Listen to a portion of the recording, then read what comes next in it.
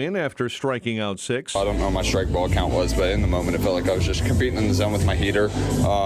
Was getting it away and was getting it up and in, so I felt like that was kind of helping them not sit on one pitch in one spot. Sox won 2 in a row in St. Louis. They take on the Rays tonight. The news, a service of Fox Valley Coins, currently buying all gold and silver bars, coins, silver dollars, rare date, proof, and mint sets. Visit foxvalleycoins.com. A check of traffic and weather on the way next on AM 560. Mike Gallagher hasn't seen anything like what we're seeing. Colleges all over America are under siege by people who hate Israel and the Jews. And a whole bunch of faculty members are supporting it. It's wild what we're witnessing right now in this country. It's off the charts wild. The Mike Gallagher Show. Weekdays at 9, right before Dennis Prager at 11 on AM 560.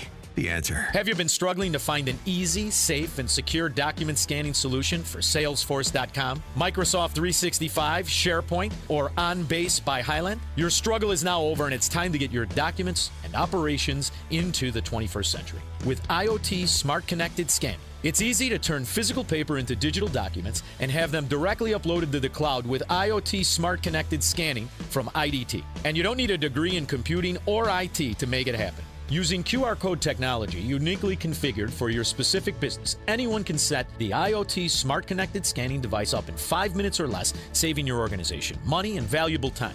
Remote employees can even capture documents and send them safely and seamlessly. Organize documents efficiently and securely with IoT Smart Connected Scanning from IDT. To see a demo or to order now, go to ready4idt.com. That's ready4idt.com. Use promo code SMART and receive 10% off your order. IDT, putting paper in its place.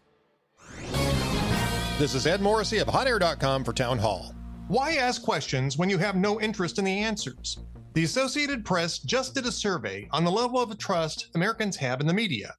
Only 14% of respondents claim to have confidence in their reporting. By contrast, 83% had significant concerns over accuracy. Combined with similar outcomes from Gallup, the result should be a wake-up call for the AP and other media organizations. Instead, the AP blamed the erosion of trust to microscopic levels not on media organizations, but on politicians and their consumers for being not familiar with how journalism works. An industry that deals with failure on a scale this broad by attempting to blame its customers is an industry in total denial. And that tells us that the mainstream media will essentially do nothing to address the problem until the trust level drops all the way to zero. It's not good. I'm Ed Morrissey.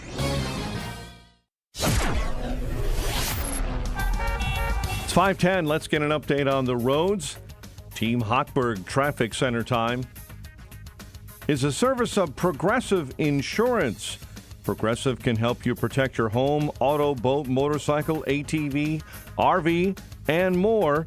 Find out if it can be covered. Visit progressive.com or call 800-PROGRESSIVE because probably can be.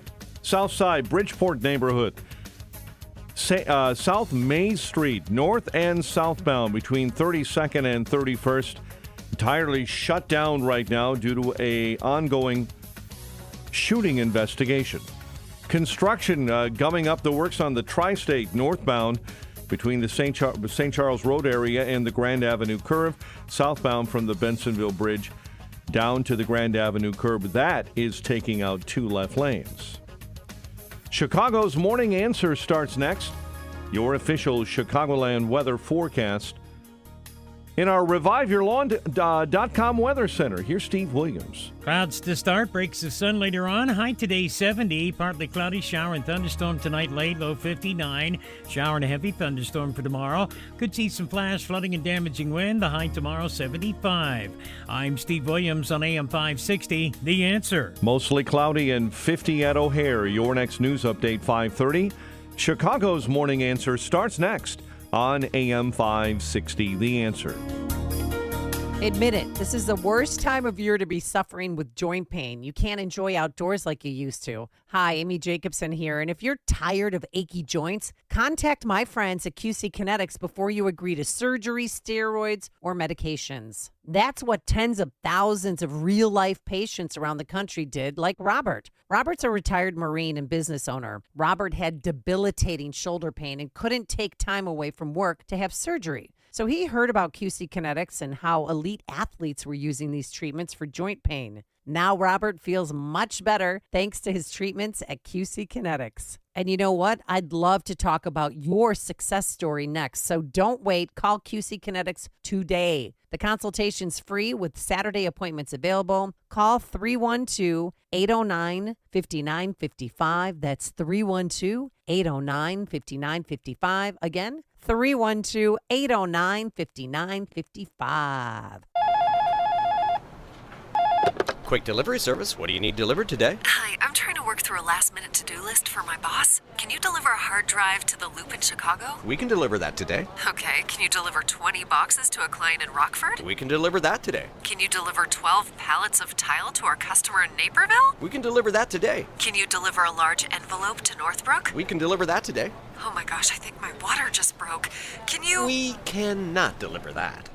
Quick Delivery Service delivers your package no matter the size. More than just a messenger service, Quick Delivery Service is a messenger and trucking service that can also provide scheduled routes for your daily delivery or your air shipment. Trucks are equipped to handle the load and provide ground-level service for same-day delivery. The Quick Delivery Service team of safe, licensed professionals can provide quick door-to-door service for your special delivery. QuickDelivery.com. That's QuickDelivery.com. We deliver that today. But we don't deliver this. Don, can you read this email for me? Of course. Jeez, I wish they could do something for your eyesight. Ugh, me too. But you heard what they said. There's nothing we can do. When vision loss can't be corrected with glasses or surgery, and hope seems lost, turn to Spectrios Institute for Low Vision. Spectrios doctors specialize in the treatment of vision loss related to eye diseases, such as macular degeneration, glaucoma, and diabetic retinopathy. There is hope, supported by science with personalized rehabilitation plans, occupational therapies, and access technology at Spectrios. Talk to a patient service manager. They'll walk you through the program. Spectrios takes BCBS and Medicare insurance. They also have grants for qualifying patients and offer a Seeing is Believing children's outreach program. Go to spectrios.org, located in Wheaton in a building that says it all, the House of Hope. That's spectrios.org. Spectrios Institute, the head, heart, and eyes approach to better vision. Remember to keep Spectrios Institute, a 501c, in your estate or legacy planning. Baseball and softball season will be starting soon at fields everywhere. I'm not talking about those overpriced professional palaces with the prima donnas. I'm talking about the neighborhood where the kids, Little League fields, their family, their fathers, their coaches will all be out in the sun. There's a company in Bridgeview, PYT Sports, that's working with volunteer coaches, Little League managers, and dads. Good, hardworking guys that want to help their kids and friends have a good time this summer instead of getting into trouble on the streets. PYT Sports has all the stuff you'll need to furnish dugouts and more. 2-tiered benches, helmet racks, bat racks, and individual player storage. Plus, windscreens and wall pads. Even field tarps to protect from rain so you're ready for game time. Check out the popular Field General, Commander, and Trooper helmet and bat combos to make your dugout look like the pros. Go to pytsports.net. That's pytsports.net. And get ready for a great baseball season. Play ball!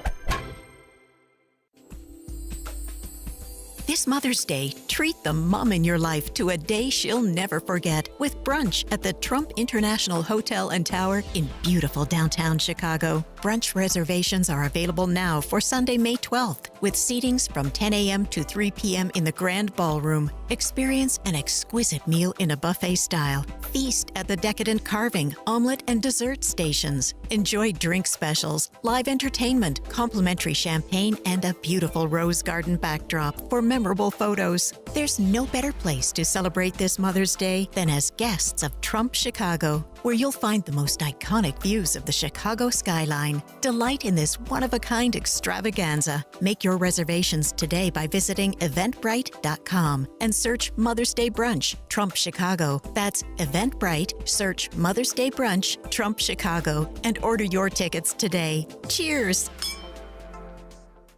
Portions of the following show may be pre-recorded. Now, from the Signature Bank Studios. This is Chicago's Morning Answer with Dan Proft and Amy Jacobson on AM 560. The Answer.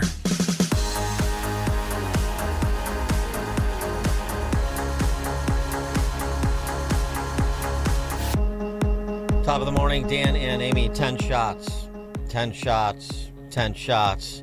Write a song about it, write a poem about it. Chant it in the direction of every race hustler, political grifter, media enabler that you come across. That was the report out at the end of last week after we visited with you on Friday. Officer Luis Huesca was shot 10 times in that carjacking/murder. 10 shots. So it's very interesting because, of course, that comes a couple weeks after the media's focus of 11 shots. The number of times that Dexter Reed was shot when he opened fire on police. And, of course, the two are not morally equivalent. But you want to play that game like we did with Laquan McDonald, like we were doing with Dexter Reed? Well, then let's reverse it on the media and all these race hustlers, defund the police cranks. And do not forget, because at least the Huesca family was willing to draw a line, which few in Chicago are want to do. And I don't know, maybe this has some reverberations that last beyond the funeral service as we move on to the chaos du jour like we saw over the weekend. 312-642-5600, turnkey.pro answer line, 64636DA, turnkey.pro text line. And it was so chaotic they had to cancel the Mexican Independence Day parade. Except they didn't cancel it. Yeah, that's all right, that's where police, news reporters, and that alderman who wears the stupid scarf disagree. Because they canceled it, but then the parade floats had to drive back to the staging station, so people thought that because of that the parade was... No, they didn't cancel it. They rerouted it. So, yeah, the police issued a statement, but they rerouted it, and Byron Sigjo Lopez, he was wearing a different costume. You're used to seeing him in a keffiyeh talking about Palestine and, the apartheid state of Israel. Well, this time he was in full... Mexican-American, right. Well, Mexican really, regalia, and this is what he said. We saw like a beautiful display of unity in our community. Glad to see the parade back. We had to change last minute the route, but we continue to celebrate without any incident. Yeah, well, you had to change the route because the Latin Kings and the Satan's disciples were shooting at one another. It was so bad. I mean, that's why you had to change the route. I listened to scanner audio for about 45 minutes. It was, they thought shots were coming from the roof. 3 shots fired here on Fairfield. 8 shots fired. People were getting rocked. And this is broad daylight, folks. 1:05 in the afternoon until about 2:20. And they were gathering rocks and throwing rocks at cars. So they had to cancel that part of the parade. Well, they had to reroute it. Reroute it around some. It's a hiccup. I mean, you know what? It's Cinco de Mayo. It's just another Sunday in Chicago, as far as I can tell. This city is going to hell in a handbag. My God. Saturday night at the Nobleman Pub in Westtown, something else that's become customary, but I guess this bubbled up to the public's attention because there was security cam video of these guys that bum rushed both the patrons and the workers at Nobleman Pub in Westtown. They robbed both the establishment as well as the patrons who were left at 1 a.m. And this is how that went down, according to ABC 7, who then also had a conversation, an interesting one, I think, with the owner of Nobleman Pub in Westtown. His name is Declan Morgan. That's who you're going to hear from. No one can believe how fast it happened. Security cameras captured a crew of armed thieves robbing the Irish Nobleman Pub and its patrons. They were in and out in less than a minute. Ran behind the bar, robbed the bar, took the cash register. Everyone had their hands up. Then they robbed customers. It happened around 1:45 Saturday morning before the bar in the 1300 block of West Erie Street closed. As the criminals robbed, frightened customers and staff at gunpoint, Declan ran for help. As I went across the street, called 911, and I was across the street. They came out and started opening fire at me as I was shouting at them saying, "The cops are coming." Footage shows Declan taking cover as at least one shot rang out. They ran down the alley where one of my waitresses ran out, and she had ran down the alley, and they ran past her and scared her. Same thing happened at A.J. Hudson's the night before. That's at Ashland and Grace, right by Blaine Elementary there. Yeah. In total, 31 shot this week and 6 killed that we know of so far. So Declan Morgan, the owner of Nobleman's Pub, has an idea. This is what he's going to do because he's run out of ideas. I said, yeah, come, so they'll be here tonight, and they're armed, and, we're going to put a sign in the door, we don't accept cash. So, maybe that'll deter them. After being in the neighborhood for 25 years, Declan Morgan praises Chicago police, but says city officials aren't doing enough to address violent crime. I'm finding it hard to argue with my wife about leaving the city now. We have a baby boy coming in a month, and, I just don't know. We just don't know. 312-642-5600, turnkey.pro answer line, 64636D8, turnkey.pro text line. Lori Lightfoot was right. Triple threat, as usual, prescient. What she told those Little Village vendors, don't use cash. Same thing. No, nobody accept cash, and that's the way we're going to attack violent crime.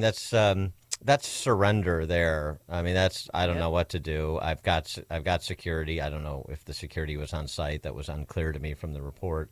But he said he has security. Now he's got to maybe get more. I don't know. You have like a tactical team out front of every establishment. That gets a little pricey for your average local tavern owner too. But that's where the city's at. I mean, he's living on his knees instead of rather dying standing with that kind of comment. And also, any of us who've worked in the bar business or have been waitresses, one of the reasons why you work there because you like the cash and you like the tips. And people, they could pay on credit card and give you a cash tip. So to put a sign up saying, we don't accept cash here. Come on. Well, right. I mean, because when you rob both the establishment and the patrons, a lot of patrons are going to have cash whether you accept it or not. Or, they'll just take your cards and whatever that you'll have some. There's always some other play to be made by the predator class. What you have to do is deal with the predator class, and that's the one thing that we don't seem willing to do in Chicago. What they did at A.J. Hudson, they take give me your phone, and then they do the Face ID thing. Then they just start ordering whatever the heck they want because they've got into your. That's why Chicago police are saying if you don't have your banking app on your phone, delete it until you use it. Because banks aren't giving you back the money if you get robbed that way. They're not giving you your cash back. Meanwhile, the legal mob, the Chicago Teachers Union, the legal predator class, I know we've talked about it, and we'll talk about it some more as things ratchet up, but now this is attracting national attention because, of course, it's so embarrassing. That's the way Chicago attracts national attention, to be the bad example. I mean, think about it this way. You don't see a lot of national coverage of teachers union contract talks or contract demands before you even get to the talking stage. But in Chicago, because of the ridiculous demands and because of the penchant for striking and because it's a big city, that draws some national attention. And this $50 billion package that Stacey Davis Gates has put together. Don't forget the 3 cents, Dan. You're doing whatever the people that rob places like the Nobleman's Pub don't take from your front pocket. Stacey Davis Gates and the teachers unions are taking from your back. I honestly don't really distinguish the two, other than they don't need to put a gun in your face because they have the ever-present gun in your face, which is the power and force of government, don't they? $50 billion, and yeah, that's right. So what? And so what? Yeah, exactly. No, I get it. $50 billion and 3 cents, and so what? 21% of the city's 8th graders are proficient readers. Less than that for math, more like in the 15% range. So just a quick revisiting on this, because we're talking about the predator class, street criminals and public sector union criminals. I mean, what this proposal is criminal. So the average salary of a teacher in CPS is about $93,000. At the end of this contract, in 27-28, this 4-year deal, $144,000 would be the average salary. And they get 16 weeks off a year. And if you have a child, whether you're a male or female, you get 12 weeks off of paternity leave. A 93 to 144,000. Ooh. Again, CPS teachers start out highest paid teachers, adjusted for cost of living in the country, but I know they're underpaid. CPS budget will exceed $9 billion this year. That's up 30% from 5 years ago. The performance metrics, where are they? I think you know. Also, calls for teachers and counselors to be paid a stipend of $1,000 per student per semester when they're assigned students above the contractual limits. Per student per semester. Well, the good news on the financial front for that is families flee Chicago and CPS. That's unlikely to be above the contractual number unless they lower it to I don't know, 15 kids a classroom. Also, a retirement bonus of $2,500 for employees with more than 30 years of service. I'm not done. To address disparities in health care, 100% coverage for abortions, of course. 100% coverage for fertility, including full coverage for storage of embryos and any other frozen storage needs. All of your frozen storage needs. Let me introduce you to the freezer section, Dan. Yeah, also, I'm not done. No. I know. I have something to add, too. The taxpayers' funds for migrants. Right. $2,000 to be given to each migrant to help with academics, transportation, and mental health counseling. Also, the union wants a newcomer liaison for each of the 646 CPS schools for new students as well as migrant students, and unused facilities, school facilities, be converted into housing accommodation for migrants. The union also wants to mandate that every school in the district has at least one gender-neutral bathroom. Would also adopt policies prohibiting a member from being compelled to tell parents when a student rejects his or her sex. Well, and I also know the two all that the hits. Well, they wanted to that Bring Chicago Home bull jive thing that thank God failed. Part of that was to house CPS teachers who can't afford to live in the city. Absolutely. So they still want to, I mean, God forbid if you had to get 2 jobs to live in the city. 2 jobs? With the numbers that we're talking about and the benefits package? That $144,000 at the end of 27-28 school year, it would be 2x the median income in Chicago. Corey Woodlawn. Morning, Dan and Amy. Chicago has become the San Francisco of the Midwest. They spent decades rolling back laws, rules that would keep this thing on track. And for the teachers union, I feel sorry for these kids. They're always hostages when these people want more money and more privilege. Thanks, guys. Thanks, Corey.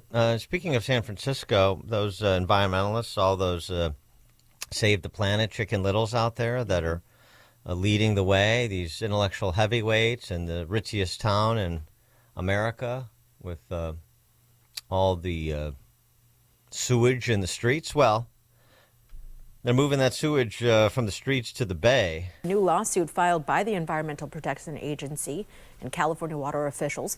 The releases have been happening since 2016. It amounts to an average of 1.8 billion gallons each year of combined sewage. That includes untreated sewage, wastewater, and stormwater runoff.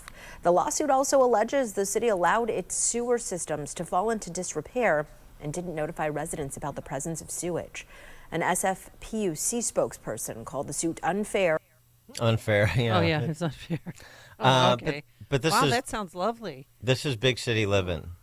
And, I think there is a moment coming. I don't know if it'll be in Chicago, but there's a moment coming in some big city in this country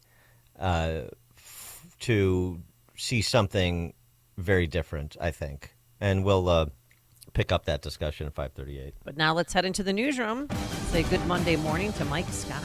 It's 5:32, 51 degrees and mostly cloudy skies. A new campaign called #CancelHate is featuring Holocaust survivors this morning, recounting their stories as part of an international effort to tackle not only denialism, but a growing rise in hate speech against Jews. The effort lines up with this year's Holocaust Remembrance Day. I say to the leaders of the world, no amount of pressure, no decision by any international forum will stop Israel from defending itself. Israeli Prime Minister Benjamin Netanyahu on the eve of Israel making preparations for a ground invasion of Rafah, with Israeli defense forces starting to evacuate Palestinians from some at-risk areas. Fox's Ashley Strohmeyer is following details. IDF troops are calling on people living in the eastern neighborhoods closest to Israel's border to move towards expanded humanitarian zones in Muwasi. Israel says its army has expanded assistance into the area that does include field hospitals, tents, food, and water. The IDF says it's using flyers, maps, and text messages as well as phone calls to instruct Gazans on where to go. Israel is describing this as a limited scope operation and says it is large scale. Israel also saying it will not put a time frame on evacuations. The announcement comes after Israel and Hamas launched airstrikes against each other, complicating talks on a ceasefire. The militant group has warned a ground invasion of Rafah will derail ceasefire negotiations. A 4-year-old boy is dead, swept away by floodwaters in North Texas on Sunday. Captain Ryan Hall is a Texas game warden. This is the worst flooding that I've ever seen in my career. The days-long deluge has been hard for many to put into words.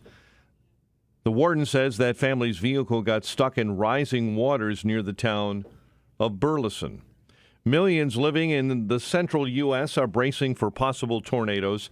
Forecasters say a storm front currently dumping heavy rain and snow in the northwest will bring severe weather to the Midwest and Central Plains by Tuesday. Actor Bernard Hill is dead at the age of 79. You recognize the face. He played Captain Edward Smith in the 1997 Academy Award-winning film Titanic, as well as Theoden, King of Rohan, in the second and third films in the Lord of the Rings franchise. Yes. The horn of Helm Hammerhand shall sound in the deep. One last time. Yes! Let this be the hour when we draw swords together. Hill was also featured in the 1982 film Gandhi, which won 8 Academy Awards. So if you're totaling up 30 Oscars, 3 films that Hill was involved with. The man knew how to pick his roles. Here in Chicago, shots fired being blamed for canceling the portions of the annual Little Village Cinco de Mayo parade. Gunfire was heard along the route near Cermak Road and Washtenaw Avenue. No injuries reported. Multiple people arrested. Later, CPD says the rerouted celebration continued. 2 people were injured in a shooting outside Wrigley Field early Sunday morning around 1 a.m. 3-year-old girl is dead and 3 others are hurt following a crash in Chicago's Hyde Park neighborhood. That happened yesterday. Cubs shut out the Braves 5-0 to claim the series win at Wrigley Field, while the White Sox score 4 in the 7th and earn a 5-1 win over the Cardinals at Busch. The News, a service of Quick Delivery Service. When you need reliable, same-day delivery to clients, Quick Delivery will customize a logistics plan to pick it up and move it safely to its destination. Get a quick quote at quickdelivery.com. A check of traffic and weather on the way next on AM 560. Dr. Sebastian Gorka isn't sure this looks good for the Democrats. The stuff we're seeing on the campuses, it's not politically good for the Democrats. Clearly, the Democrats can't control it. Have they just lost any kind of command and control over their base? America First with Dr. Sebastian Gorka. Afternoons at 3, right before Sean Thompson at 4 on AM 560. The Answer. Hi, this is Maria and Diane with the Del Bacchio Marchetti Group of App Properties Christie's International.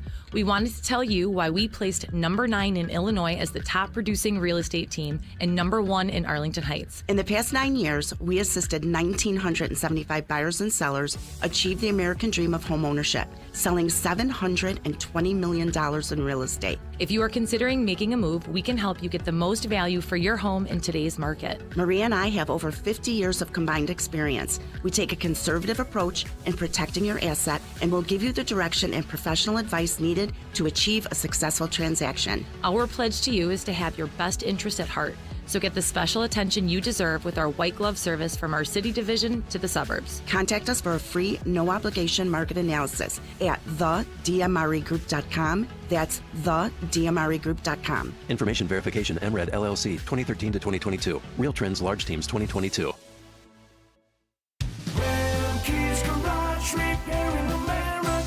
Are you a driver of a Ford PowerStroke diesel engine? Tired of taking your Ford PowerStroke diesel in to be misdiagnosed or paying for repairs that don't fix the problem? Well, bring your vehicle to the diesel headquarters, Remke's Garage.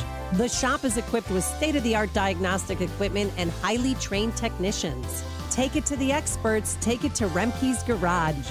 Remke's Garage specializes in Ford PowerStroke, Chevy Duramax, Dodge Cummins, Mercedes Sprinter, and Isuzu diesel engines and transmission repairs. At Remke's, they'll make your vehicle repairs convenient by offering a free commercial loaner vehicle. Remke's Garage, where you won't spend $1,000 to fix a $100 problem. Call for details and to schedule an appointment at 800-5-REMKES or visit Remke'sGarage.com. Remke's Garage, your diesel headquarters. This is a red alert for hard-working Americans who are tired of seeing their freedoms and retirement savings threatened by the globalist agenda. Wealth Protection Research is on a mission to find whistleblowers who are exposing these schemes. Real patriotic financial warriors like Jim Rickards and Porter Stansberry. They're not afraid to tell it like it is and fight back against the system. Now, with the 2024 election storming our way, your IRA and your 401k may be in the crosshairs. That's why we've compiled our 3 favorite ideas into our Election Protection Report. You definitely won't hear any of these in the mainstream news. Get your free copy of our Election Protection Report now. Just text TRUTH to 76626. Plus, today you'll also get a free gold investment kit from our sponsor, Augusta Precious Metals. Text TRUTH to 76626 now and get the free report and gold investment kit. The fight for your financial freedom is on. Text the word TRUTH to 76626. Standard text and data rates may apply. Need to hire quality candidates fast? You need Indeed. Our video interview tool makes it easy and effortless to meet with candidates. Visit Indeed.com/credit. 540 on AM 560. The Answer, and let's get an update on the roads. Team Hochberg Traffic Center time. Accident on the Stevenson inbound at Ashland Avenue. An IDOT truck was hit while checking on a disabled vehicle. Dan Ryan inbound jams up between the Skyway and Garfield. Near Garfield, report of an accident and coming inbound 14 into the Circle interchange. Tri-State jamming up northbound between St. Charles and the Grand Avenue curve. Southside May Street near 32nd shut down with a shooting investigation. Chicago's Morning Answer with Dan and Amy continues next. Now, your official Chicagoland weather forecast. In our ReviveYourLawn.com weather center, a pleasant day will start with clouds, will break for some sunshine, and a high near 70. 51 in clouds right now. Next news at 6. Chicago's Morning Answer continues next on AM 560, The Answer.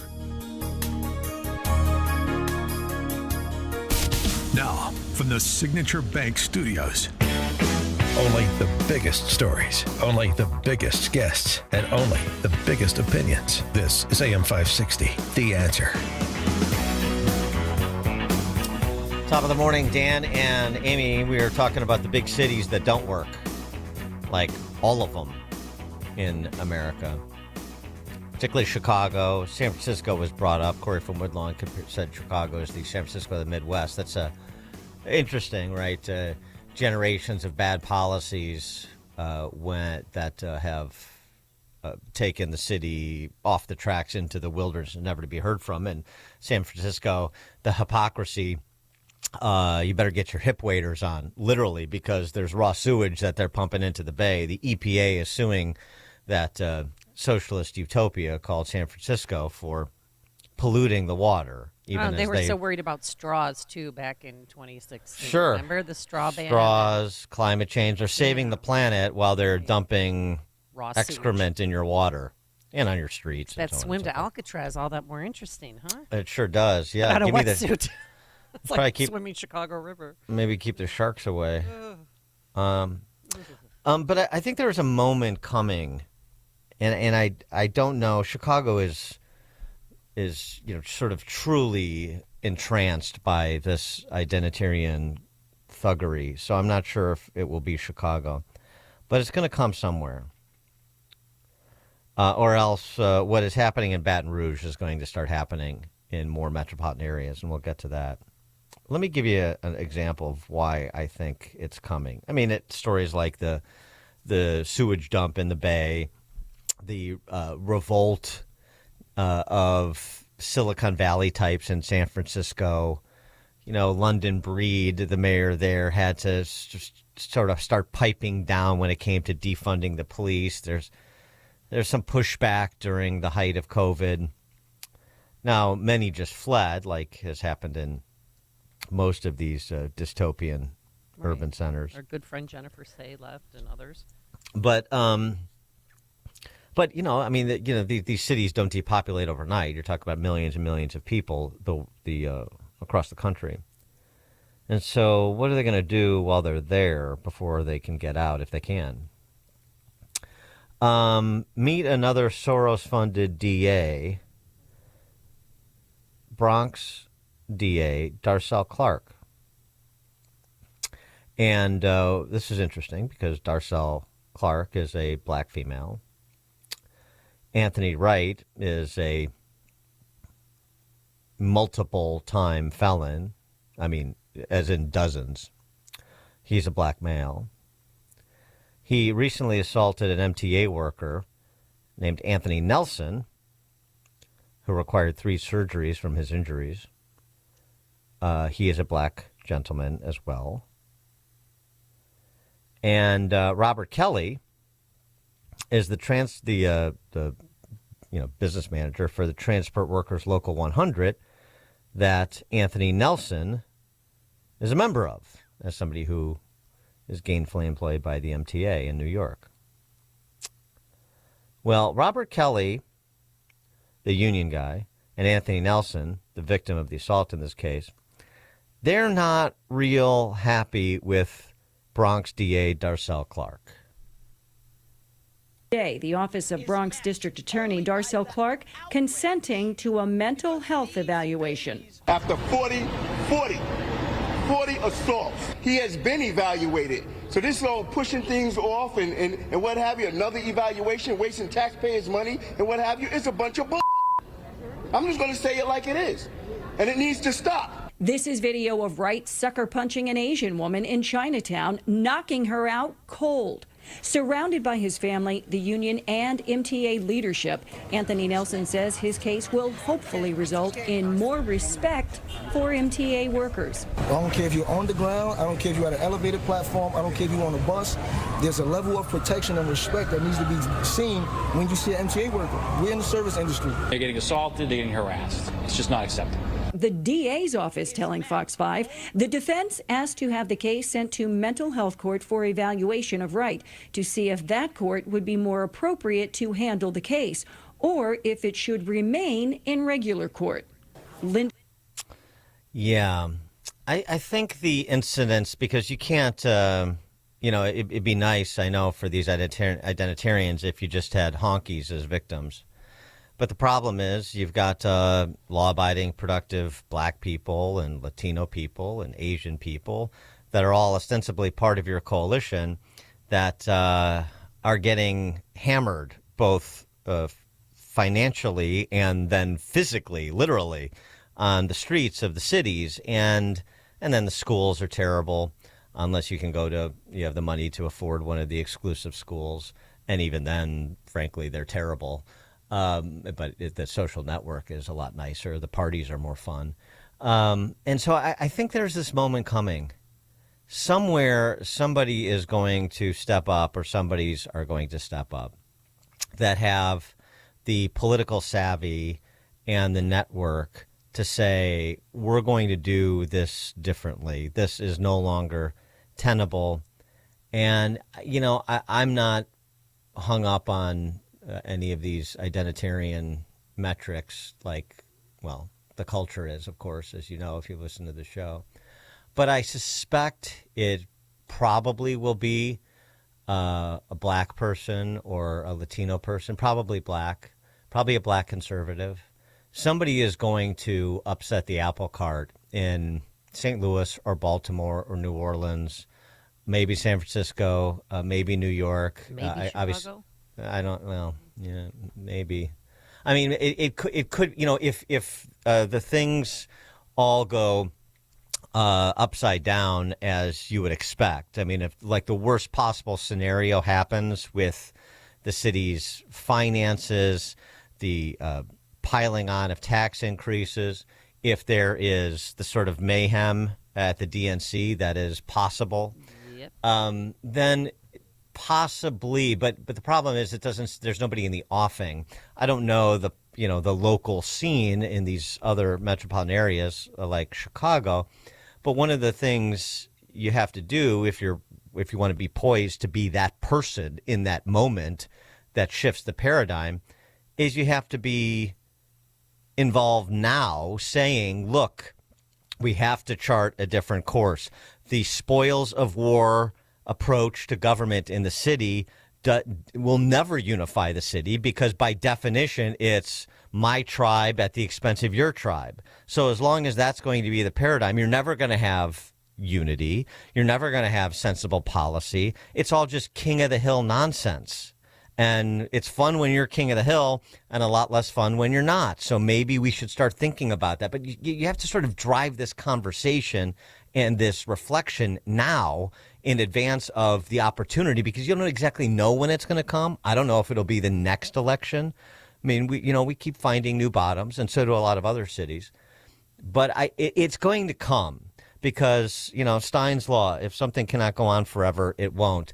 What's happening in urban centers cannot go on forever, and it won't. 312-642-5600, turnkey.pro answer line. You could also reach us on our text line. Up and running, it's 64636. Type in DA, then a quick comment. And you're starting to get the sort of this multiplicative impact where, you can't just bury your head in the sand the way that most residents of these dystopian urban centers would like to, because it's too impactful on too many. So, I mean, we're talking about violent crime. We're talking about polluting the environment at the same time that you're running around, praying to Mother Gaia. And, of course, now layer in the lawlessness that has multiplied since the border was open. Here's a report from the CBS affiliate in Boston on, the sort of thing that they're doing in Boston, like the CTU, I should say, would have us do in Chicago. We're already doing, but CPS would demand that be expanded because, of course, this is the direction these sorts of programs, transfer payments always go. There's never, that was temporary or we're going to reduce it. It's always expansion. And so that's what's happening in Boston, taxpayer-funded meals.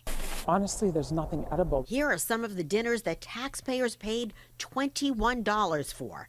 Spaghetti with hot dogs and rice with one chicken drumstick. The spaghetti with the hot dog in it. Really? We're paying $21 for that. Okay. it's crazy. These lunches and dinners were given to migrants and homeless families at the Fairfield Inn, Dedham, Boston. The contract obtained by the I-Team shows the state is paying this one hotel $7,343,316 for food, with no provision or requirement that the meals be nutritious or meet USDA recommendations, leaving it up to the hotel to decide what to serve. Yeah, the I-Team, by the way, I hope Chuck Gowdy doesn't hear about this. Yeah, I saw. Did you see the video? Disgusting. I mean, we can make meals like that for $1. That's not $21 worth of food. So somebody's in on the take here. Well, so there's layers to this, right? It's $7 million for these substandard meals. So, yeah, so it's an inside deal. The migrants aren't being served, but also the idea that I'm paying for meals for people in this country illegally while I'm struggling to put food on my table. That's what I'm saying. It's not just one constituency that is being hit. It's a lot of constituencies on behalf of a new mascot class for the left. And you start to create so much infighting that there's this opportunity for somebody to enter and offer a more compelling value proposition, it would seem to me. And I think somebody's going to do it. Somebody's going to try. I don't know. I don't have a list of names. I just see the market opportunity. And I think what you'll see over the next year after Trump, after this election cycle, and probably this moment won't come until after Trump, because the left will be able to hang Trump around state and local politicians who don't fall in line, for the most part. Anybody who would be oriented to try to precipitate this shift, they'll be able to hang Trump around their neck as long as he's around. So maybe it won't happen until Trump has finished his second term. But it's coming, because I don't think I'm the only one who sees the market opportunity. And, of course, some people in these big cities are much more vested than I am these days. Maybe Boston. I don't know. It's hard to predict. But I'll tell you what, as I mentioned, if it doesn't happen, this stuff is going to happen. The Louisiana Supreme Court last week ruled that the new city of St. George could move forward with incorporation, splitting white wealthy residents from the poorer black residents of East Baton Rouge. There are going to be efforts afoot, given the peculiarities of state and local law, for neighborhoods or regions of big cities to peel off. And that's going to be a big. I mean, it's going to be the second largest town in all of Louisiana, 100,000 residents. It's a big deal. It is a big deal, and it's also St. George is taken, though, but that's all right. Well, it's also a canary in the coal mine, is the point. And again, it's going to be easier in some jurisdictions than others. But listen to the attitude of the former, this was on a podcast about this topic, the former NAACP president in Baton Rouge, a guy named Eugene Collins, on St. George separating from Baton Rouge. It's one of the things that they don't believe can happen until it happens. That how things are the way they're always going to be, that, Baton Rouge or Chicago or New Orleans or St. Louis or San Francisco, they were destined to be these burgeoning metropolises, and nothing can ever change them or topple them. They're wrong. Not to mention, when you look at how they're planning on supporting themselves, it's pulling a lot of the resources and the tax bases from Baton Rouge, stuff that has been used to keep our city stable, right? So I think Sharon Weston Broom, the mayor there, said the city of Baton Rouge could lose at least $46 million annually as a result of this. At least, and probably more, right? So when you take all that into account, this is going to hurt the underserved. This is going to be paid for on the backs of poor black folks, right? Because when you think about Baton Rouge, people always assume that folks that look like me that live in certain communities don't pay taxes. And that's very far from the truth. We are property owners where everything else in our tax dollars go towards making this city a stable place to live. And when you do something like this, you put all of that in jeopardy, right? And it continually affects people that look like me in certain communities. And that's sometimes what folks don't understand, even the folks that look like me, right? Because my kids, they're going to be fine, right? I'm going to be fine. You know, I'm an educated black man that makes a certain income level, right? But it's the folks that are just on that line, right? That live in certain communities that are just on that line. They're going to feel the brunt of this impact. And largely, man, they don't even understand what's going on because of the information that's rolled out, which is really the rough part. Yeah.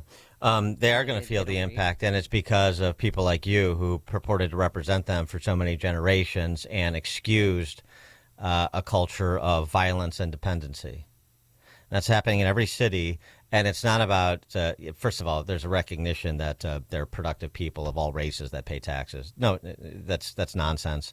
It's also nonsense that it's about paying taxes. What it's about is I pay taxes and I don't get anything along the lines that I'm promised to receive. The basics. I don't need a lot. Like safe streets, clean streets, the basics. And instead, I see profligacy and corruption and then one shakedown racket after another to sustain the profligacy and the corruption. And we're not going to be a part of it. So we're leaving en masse. And we're creating St. George, Louisiana. There's going to be more of that if this moment that I'm describing doesn't come and spark candidates of a certain profile and disposition that want to end tribal, racial spoils of war politics in urban centers. I'm telling you.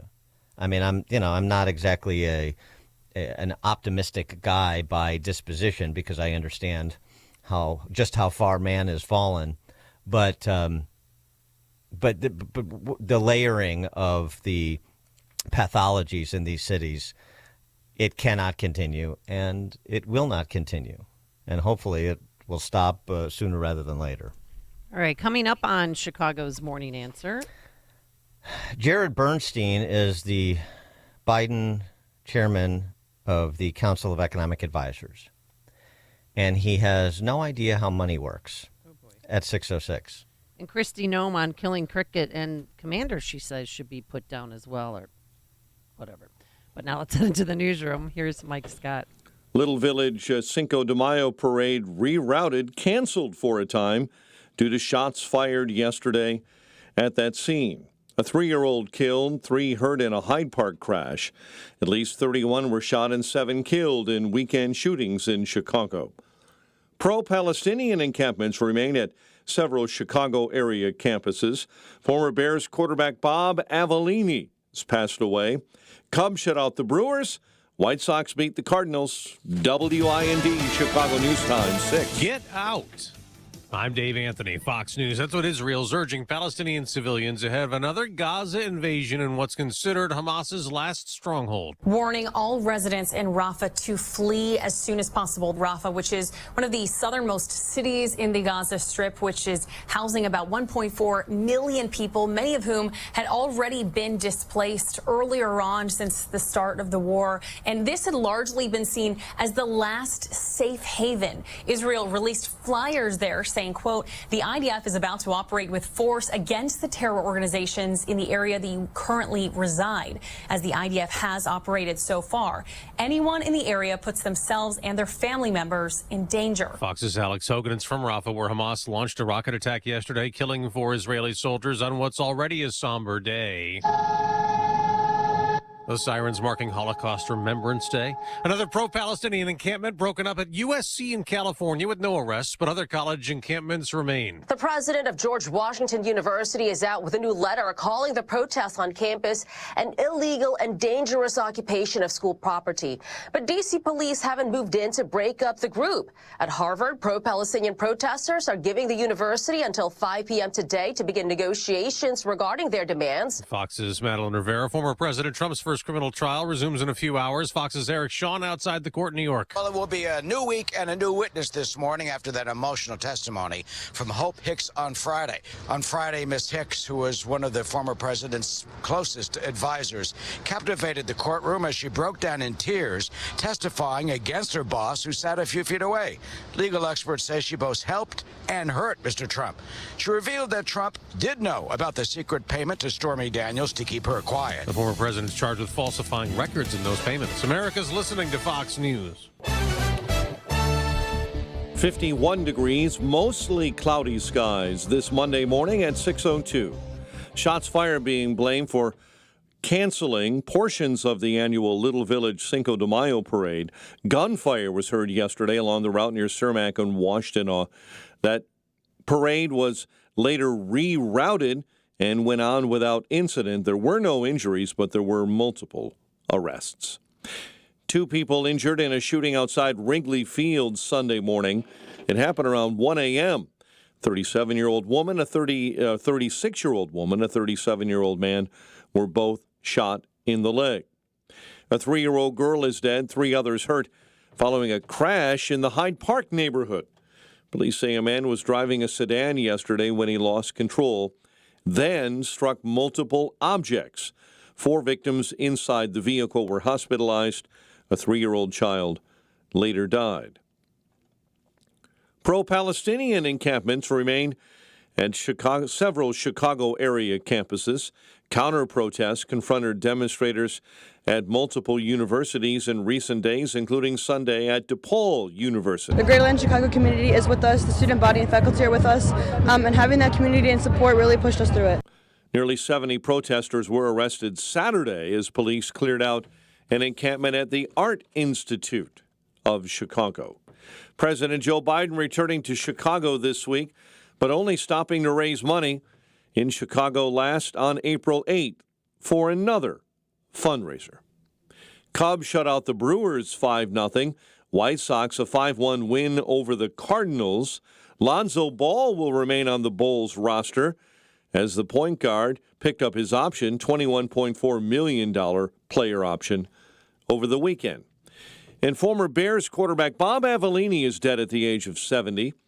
Avellini passed away due to cancer. The University of Maryland grad spent his entire NFL career with the Bears from 1975 to 1984. He led the Bears to their first playoff appearance in over a decade during the 1977 season. The news, a service of ReviveYourLawn.com. Don't DIY, RYL. Outdoor patios, kitchens, hardscapes, lighting, and more. Get an instant online estimate today at ReviveYourLawn.com. A check of traffic and weather is on the way next on AM 560. Make sure that you never miss a day of Dan Proft and Amy Jacobson when you subscribe to the Chicago's Morning Answer podcast, presented by Signature Bank. Listen to the entire show each day on demand with limited commercial breaks. You can subscribe today for free at 560theanswer.com and click on podcasts or search for Chicago's Morning Answer on Apple Podcasts, Spotify, Google Podcasts, or wherever you listen to podcasts. Our communities deserve to have their tax dollars spent efficiently. All over Chicagoland, there is an increased need for vital projects like wetland improvements, enhancing water quality, or stormwater mitigation to protect homes against devastating floods. Too often, public officials find themselves at the mercy of outside advisors when planning, budgeting, and building these projects. And let's face it, they rarely meet deadlines or budgets, leaving our communities vulnerable. There's a better way forward. Control Point Engineering. At Control Point Engineering, we're more than just civil engineers. We're champions of quality and efficiency with over 40 years of hands-on experience. Teaming up with Earthworks Land Development, we're breaking down barriers and streamlining processes. Say goodbye to disjointed partnerships and hello to seamless collaboration. From conceptualization to construction, Control Point Engineering delivers everything you need in one unified package, saving you time and money. Visit ControlPointLLC.com today to learn about our successful projects all across Chicagoland. Again, that's ControlPointLLC.com. Don't let everyday aches and pains keep you from living your best life. I don't think I really understood what people meant when they talked about pain until I started feeling it myself. Start feeling better every day with Relief Factor, a daily supplement designed to support your body's fight against aches and pains. Not only do I move better without pain, I just feel better. Created by doctors, Relief Factor uses a unique formula of natural ingredients that target 4 metabolic pathways to address pain. Relief Factor doesn't just mask aches and pains, it helps reduce or even eliminate them. Today, I do the things I love, and it doesn't occur to me to think about pain. You can feel the difference all day, every day. Join the over 1 million people who have tried Relief Factor's 3-week Quick Start Kit. It's only $19.95. Visit ReliefFactor.com or call 1-800-4RELIEF. That's 1-800-4RELIEF. And feel the difference of Relief Factor. Spring cleaning is here. Time to brighten up those dirty rugs and carpeting. Dogs, cats, food, drinks. They can really make a mess. Look down. Are you happy how your carpets and rugs look?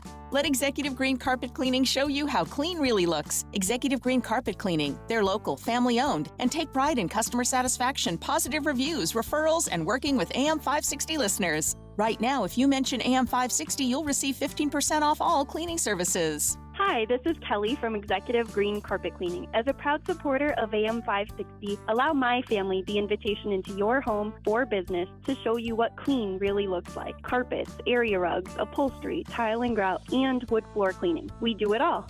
Call or text Kelly today to schedule a free quote. 630-990-8600. Mention AM 560 to receive 15% off. Call or text 630-990-8600 or schedule online at executivegreencarpetcleaning.com. executivegreencarpetcleaning.com.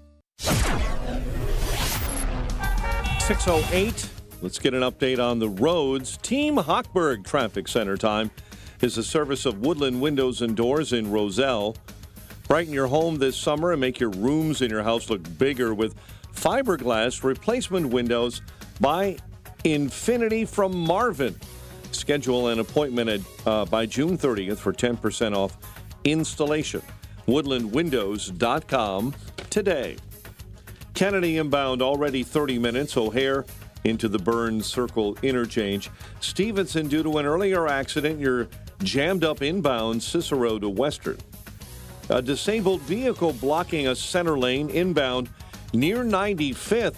It's on the inbound side again of the Dan Ryan, 13 minutes in to the Circle interchange. Chicago's Morning Answer with Dan and Amy continues next. AM 560 Weather Center forecast. In our ReviveYourLawn.com Weather Center, Steve Williams. Clouds and breaks of sun today, the high 70. Partly cloudy, mild shower and thunderstorm late tonight, low 59. Cloudy shower and a heavy thunderstorm for tomorrow. Could see some flash flooding and some damaging wind. High tomorrow at 75.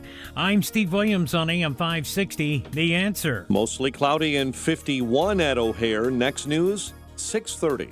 Chicago's Morning Answer continues next on AM 560, The Answer. Now, from the Signature Bank Studios, this is Chicago's Morning Answer with Dan Proft and Amy Jacobson on AM 560, The Answer.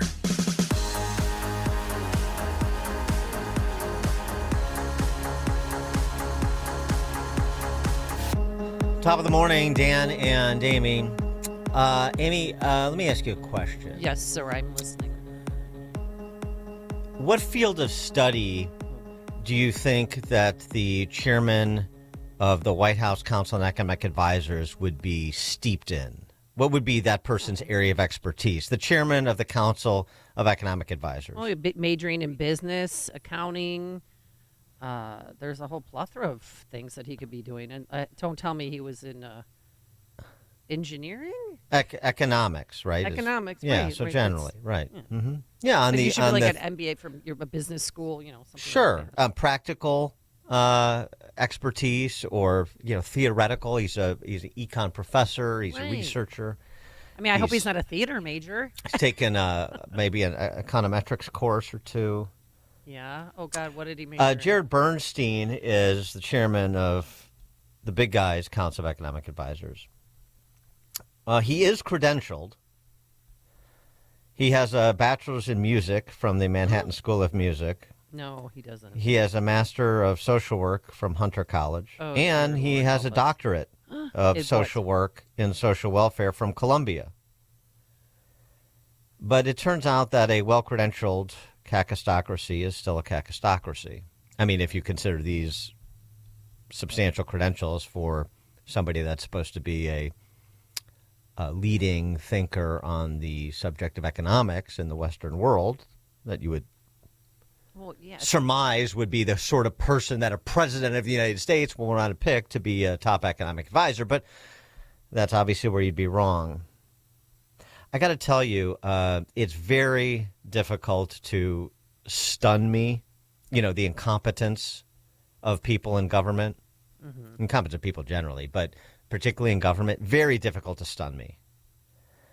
This from Jared Bernstein you're about to hear is stunning. Stunning. And the fact that it was a friendly interview, he sat down to be interviewed in this documentary, called Finding the Money, which is a documentary on modern monetary theory, which we've talked about on the show before, Steve Moore and generally. And I know, theoretical economics is a little dry, which is why we don't talk about it a lot, but it's part of the ruse, and you need to understand it if you don't already. And so we need to talk about it, and Jared Bernstein has provided an opportunity. Stephanie Kelton, she's now a professor at Stony Brook College, in this Finding the Money documentary. She was Bernie Sanders' economic advisor. She was the economic advisor to Democrats on the Senate Budget Committee. Friendly interview. They're all on the same page. They're all proponents of MMT. And she asks what would be a simple question if you're just reading from the MMT script. And Jared Bernstein can't even offer the spin that you're supposed to offer on a basic question. This is as bad, if not worse, than anything you've heard from the big guy. Okay. The U.S. government can't go bankrupt because we can print our own money. It obviously begs the question, why exactly are we borrowing in a currency that we print ourselves? I'm waiting for someone to stand up and say, why do we borrow our own currency in the first place? Like you said, they print the dollar, so why does the government even borrow? Well, again,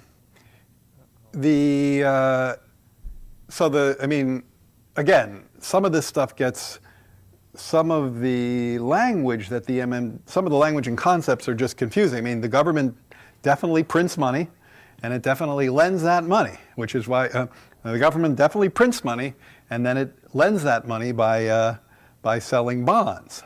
Is that what they do? They sell bonds. Yeah, they sell bonds, right? Because they sell bonds and people buy the bonds and lend them the money. Yeah. So a lot of times, at least to my ear with MMT, the language and the concepts can be kind of unnecessarily confusing, but there is no question that the government prints money and then it uses that money to I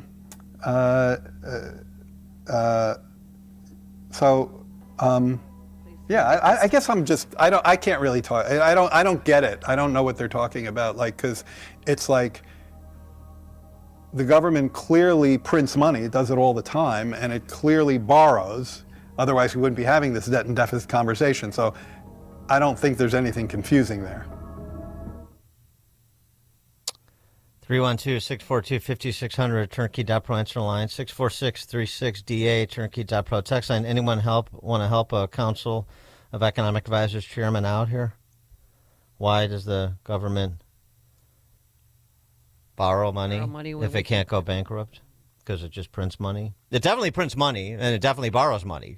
Jared Bernstein's got that right, and he's definitely a fan of modern monetary theory. He just doesn't know why, and he doesn't know how the two connect. 312-642-5600, turnkey.pro. Answer line 64636. Type in DA, then a quick comment. I mean, I don't know. Maybe I'm just more attuned to this topic than others, but and it's definitely getting some attention on the interweb. But that is just a stunning display of ignorance and garbled nonsense. These are the people that are going to build back better for you, right?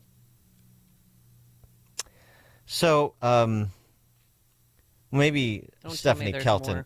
Well, maybe Stephanie Kelton can help. Okay. Because she's got the propaganda when it comes to modern monetary theory down. She's given TED Talks on it, wrote a book called The Deficit Myth, and, she's got this documentary coming out featuring deep thinkers like Jared Bernstein. So, by the way, next time you see Jared Bernstein on the Sunday Talkies, if they ever put him on the Sunday Talkies again to explain Bidenomics to you, just remember that clip. Yeah. I doubt that'll happen, though. Well, I shouldn't say that. Stephanie Kelton on modern monetary theory. We got to understand this, the basics of it at least. The federal government's the issuer of the dollar. So it can never find itself in the same sort of financial trouble that you might find yourself in when it comes to paying your debt back, because the government is paying back its debt with currency that it issues itself. We have so many dollars and we're so eager to go out and try to chase after goods and services, and our economy can't keep up. We don't have the productive capacity, and all of a sudden all of that spending starts to overheat the economy and the bucket begins to overflow and you get an inflation problem. So the last part of that is sort of an admission of the problem, but it's something that modern monetary theory is significantly downplay, and they have a central planner's answer for it. She said something else in many of her musings on the topic. Here's what I see. I see what's happening on the other side of government's ledger. When the government spends more than it taxes away from us, it makes a financial contribution to some other part of the economy. Their red ink is our black ink. So government deficits not only don't matter, they're good. Government runs deficits, they're contributing to society. So all this talk about debt and deficits is just a bunch of it's just a bunch of irrelevancies, because everything, and this is adopted at the local level. They just put a fancy title on it. Warren Mosler, I think, is the godfather of this absurd economic theory, which is not new.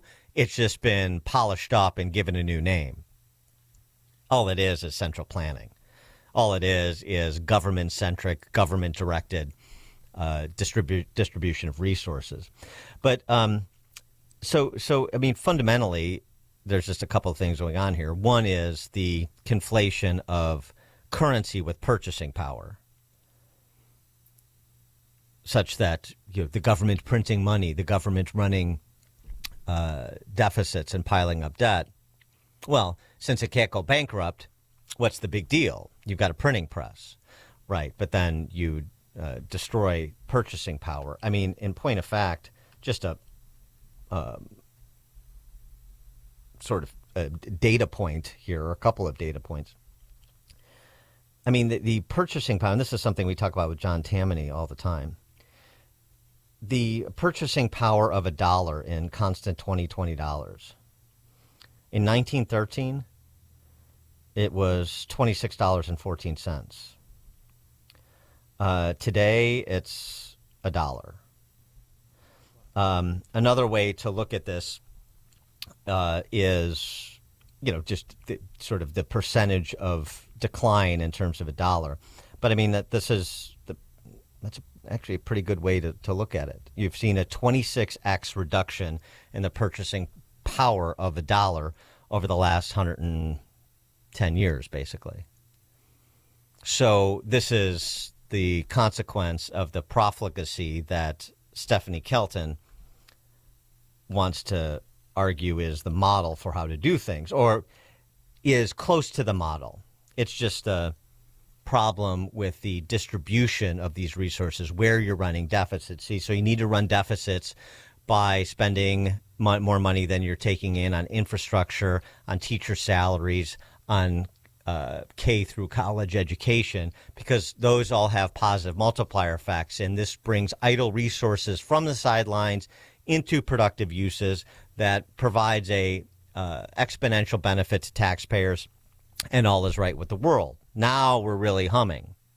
Now we're growing our economy, and we're doing so in a way that doesn't overheat it and increase prices.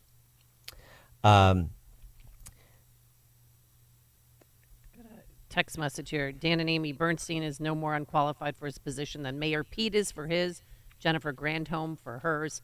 Socialist hiring principles in play. Right. So think about this, though, too. What's the logic? The logic is a balanced budget would deprive society of the benefits that deficits offer. Deficits and debt.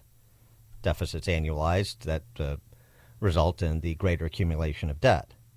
So policymakers have a moral duty to maximize the contribution to society as long as it doesn't have negative consequences, like destroying the purchasing power of your money. But that's what always happens. That's what always happens.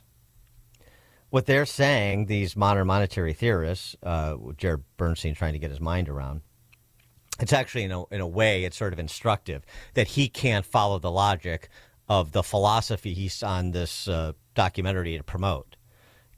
He hasn't been steeped enough in the propaganda to just sort of regurgitate it as the political cant that it is. George in Naperville, you're on Chicago's Morning Answer. Yeah, why didn't Bernstein just say in Bidenomics we trust or bust? Yes, right. Thanks for the call. George. Robert, Bloomingdale. Good morning. We've been operating under modern monetary theory for a long time already. It's just we're pretending we're still operating like under a pseudo gold standard or some kind of discipline. MMT is kicking in fully right now because the deficits are going to hit $2 trillion. And where's this $2 trillion coming from? I'm talking about the annual deficit, not the total debt. We are operating under MMT. They're just pretending we still have some kind of discipline. It's all central planning, $2 trillion a year deficit, and Trump is not going to change that. He wants to lower interest rates. You know, when he comes into power, he's going to start talking about the Fed's got to lower rates because the economy's having problems. The whole thing is going to collapse very soon. It will. It's just, $2 trillion, Dan. You know numbers. $2 trillion a year. We're going. And higher after that. Thanks for the call, Robert. Well, I mean, this is all just, it all boils down to, money for nothing and chicks for free. It's whatever the government does is right. Deficits have to end up in the right hands so that the right central planners make the right distributions when it comes to these resources, the right investments. And that's the task of Congress. And if the politicians don't do it, they don't really say who should, but of course it's executives in the government. If you can't get the legislators to make the proper investments, you need that executive leadership. It's all about government. The government needs to get more intimately involved in the economic dealings of a free people to get, quote unquote, idle resources into production, to maximize the productive capacity of the economy so we can continue to spend beyond our means, because that's a positive. It's a twofer, actually, they argue. It's really something. It really is I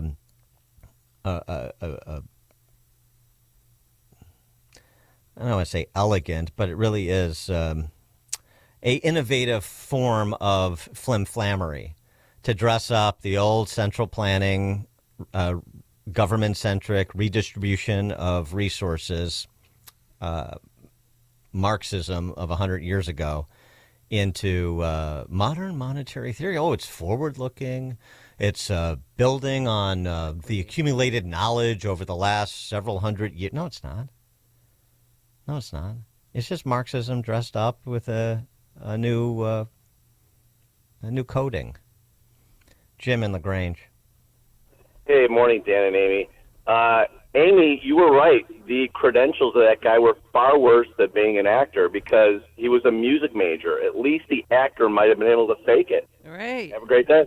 Thanks for the call, Jim. That's true. Mike, Littleton, Colorado. Minored in theater.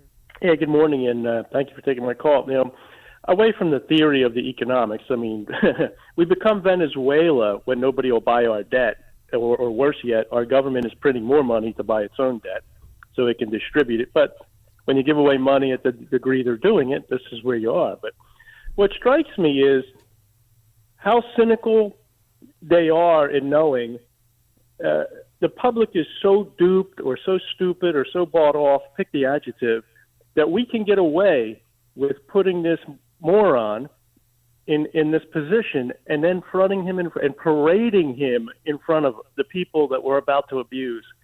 That's what amazes me. It's the electorate that is the scumbags here. Yeah. Thanks for the call, Mike. But the other thing too is the people that know better, need to tackle these topics too, and boil them down.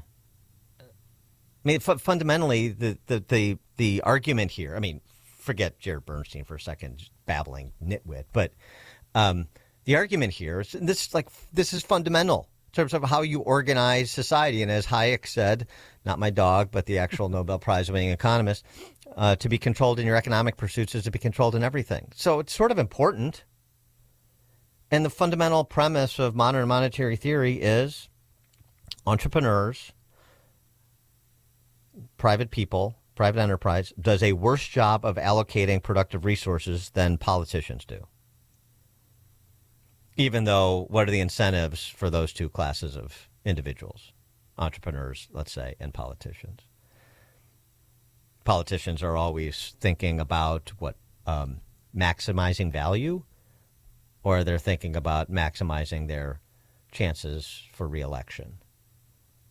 And entrepreneurs are thinking about maximizing value, otherwise they stop to exist, or their enterprise does. I mean, that's just fundamental. You have to get to the premise of these things and force people to contemplate that choice. Two paths that diverge. And so to that extent, I appreciate Stephanie Kelton doing her little documentary and platforming Jared Bernstein so we could have this conversation, because it's not had enough. Joe in Naperville. Yeah, 2 quick points. I mean, we have to borrow so that the dollar doesn't become devalued just printing out a bunch of stuff. It's a very simple answer. I don't know why that guy couldn't even answer it. And the other thing, if you want to see how the government's accounting works, watch the movie Dave when his Jewish accountant comes out after looking at the books and goes, if we did this, we'd all be in jail.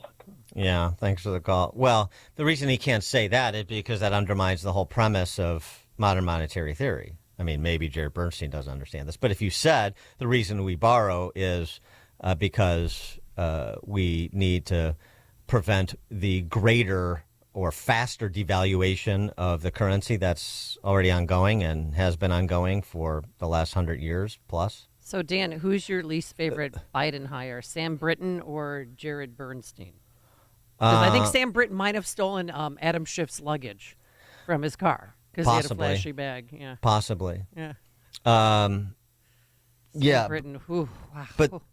But the reason Bernstein couldn't answer that question, to Joe from Naperville's point, is because to answer that question is to undermine the whole premise of modern monetary theory that government is the best allocator of scarce resources, is the best investor of other people's resources, or resources in general. They just are other people because they're not creating anything, obviously.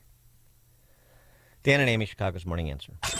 Before you see it on TV, share it on Facebook, or read about it in the paper, hear it here first. This is Chicago's Morning Answer on AM 560. The Answer. When the storms hit Chicagoland this spring and your home or business has water damage, ProTech Restoration is ready 24/7. The certified team at ProTech Restoration will be there quickly and work directly with your insurance. But even in between the storms, if you come across water in your basement, bathroom, or kitchen due to leaking pipes, an appliance breakdown, or sump pump failure, know that ProTech Restoration has seen it all and knows what to do. They are a leading Chicagoland emergency water damage cleanup, repair, and restoration company, offering 24-hour rapid response. They'll clean up, extract, repair, even do a total build back. Search online for ProTech Restoration in Elk Grove Village and check out their Google reviews. To get your free on-site evaluation and estimate, visit ProTechWaterDamage.com. That's Pro-T-E-C-H, waterdamage.com. Servicing the entire Chicagoland. ProTech Restoration. Experience, transparency, trust. ProTechWaterDamage.com.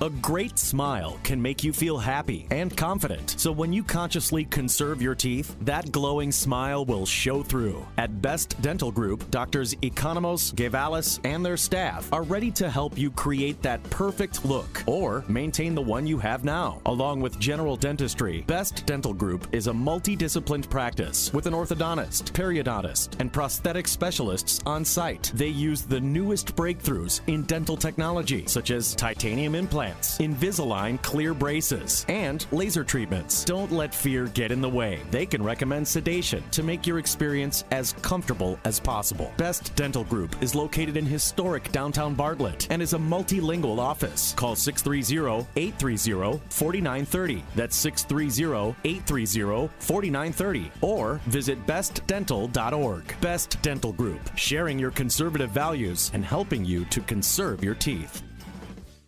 AM 560, The Answer. All right, coming up on Chicago's Morning Answer. At 6:36, some of Trump's potential running mates were pitching their wares on the Sunday Talkies, including Amy's favorite, the cricket killer, Kristi Noem. Stop it. 6:36. She explained herself, and I think you guys should listen to her explanation of why she did it. But now let's head into the newsroom. Here's Mike Scott. 51 degrees. The sun breaking through the clouds this morning on AM 560, The Answer. Good morning. I'm Mike Scott. Israel demanding that roughly 100,000 people in Gaza's southern city of Rafah leave before a planned operation there by the IDF. Fox's Alex Hogan reports from the scene. Rafah, which is one of the southernmost cities in the Gaza Strip, million people, many of whom had already been displaced earlier on since the start of the war. And this had largely been seen as the last safe haven. Israel released flyers there saying, quote, the IDF is about to operate with force against the terror organizations in the area that you currently reside, as the IDF has operated so far. Anyone in the area puts themselves and their family members in danger. The U.S. and other nations have repeatedly warned Israel not to attack Rafah because of the potential risk to civilians.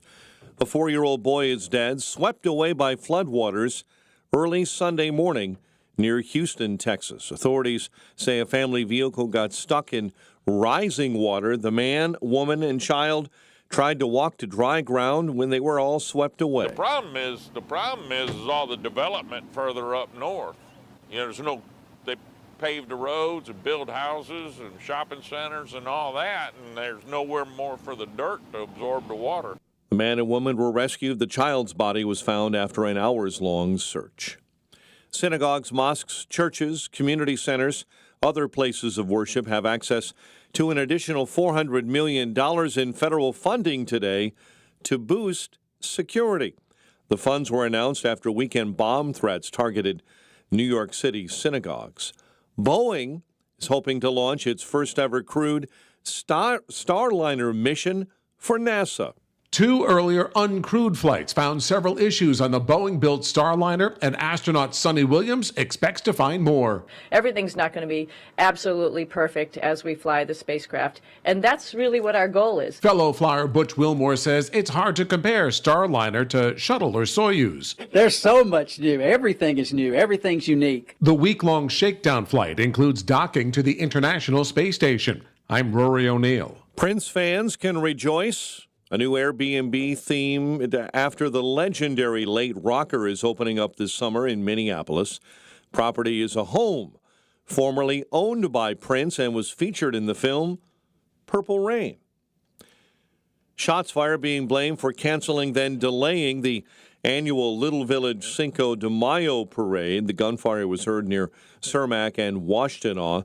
CPD says multiple people were arrested.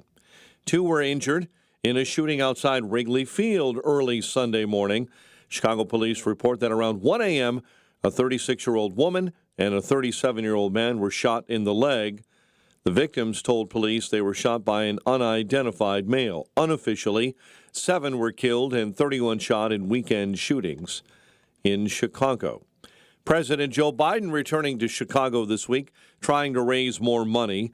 President stopping Wednesday for a fundraiser. Chicago sports, wins for the White Sox and the Northsiders. Cubs were victors yesterday as well. And the Bulls and Lonzo Ball have agreed for Ball to return. He picks up his option to return to the Bulls roster, at least for the time being. The news, a service of Mattress Firm. Mattress Firm's Memorial Day sale is here. Save up to $700 on select mattresses from top brands. Get a free adjustable base with qualifying purchase at Mattress Firm's Memorial Day sale. A check of traffic and weather is on the way next on AM 560. November 2nd, 2020, marked the 100th anniversary of the first commercial radio broadcast. We're still here, and we're bigger and better than ever. You can still listen to us over this great radio station, but now there are no limitations. Your smartphone is now your smart radio. Listen to us online on the app, TuneIn.com, iHeartRadio, and Odyssey.com. Your smart speaker can find us too. With radio, there is no separation anxiety. We're always on. AM 560, The Answer. Have you been struggling to find an easy, safe, and secure document scanning solution for Salesforce.com, Microsoft 365, SharePoint, or OnBase by Highland? Your struggle is now over, and it's time to get your documents and operations into the 21st century. With IoT Smart Connected Scanning, it's easy to turn physical paper into digital documents and have them directly uploaded to the cloud with IoT Smart Connected Scanning from IDT. And you don't need a degree in computing or IT to make it happen. Using QR code technology uniquely configured for your specific business, anyone can set the IoT Smart Connected Scanning device up in 5 minutes or less, saving your organization money and valuable time. Remote employees can even capture documents and send them safely and seamlessly. Organize documents efficiently and securely with IoT Smart Connected Scanning from IDT. To see a demo or to order now, go to ready4idt.com. That's ready4idt.com. Use promo code SMART and receive 10% off your order. IDT, putting paper in its place. At Catholic Cemeteries of Chicago, we honor traditions, celebrate faith, and cherish memories. Take an active role in establishing your legacy for future generations by pre-planning your final arrangements today. Alleviate your loved ones of future financial burden. Lock in today's prices and take advantage of interest-free financing and no hidden fees. Visit CatholicCemeteriesChicago.org or call 708-236-5490 to schedule a free consultation today.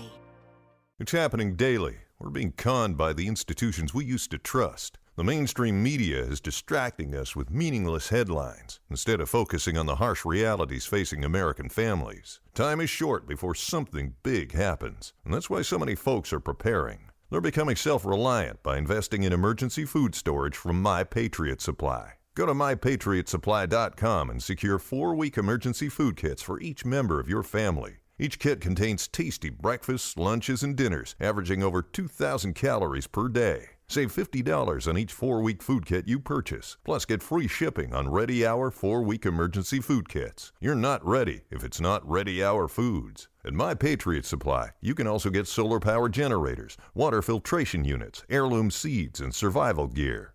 Order by 3 p.m. and your unmarked boxes ship the same day. Shop MyPatriotSupply.com today.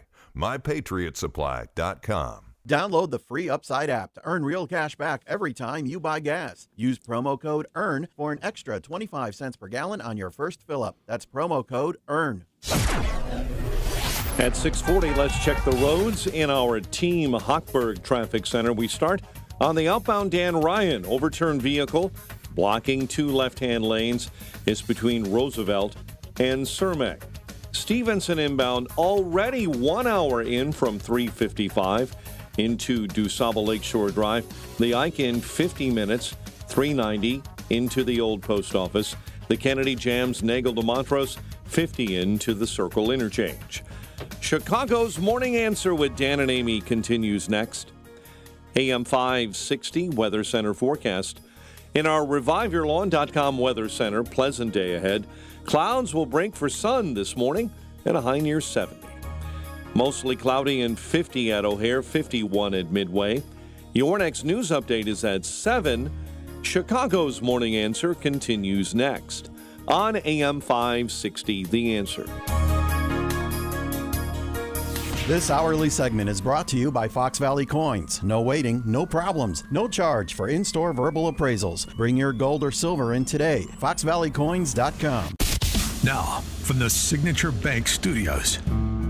If you're looking for the latest news, insight into what it means, and the sharpest opinion, there's only one station in Chicago where you can turn, and it's this one. We're AM 560, The Answer. Top of the morning, Dan and Amy. All right, so we've got some of the shortlisters for Trump's running mate making the rounds to flack for Trump and the Republicans, pitch their wares, audition, if as it were.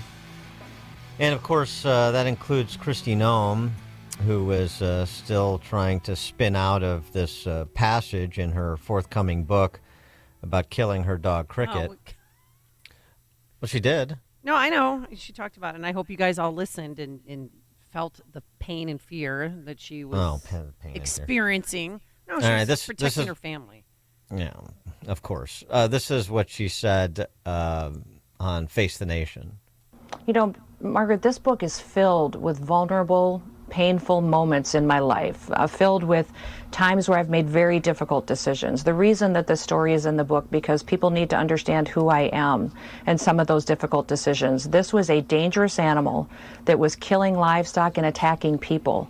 And I had little children at the time. Our operation had many kids running around and people in interaction with the public. And I made a difficult choice. I think you're a mother too, and you have little kiddos. Would you make a choice between your children or a dangerous animal? And I think I would ask everybody in the country to put themselves in that situation, because that's what I faced. And I talk about it because what I'm tired of in this country is politicians who pretend to be something that they're not.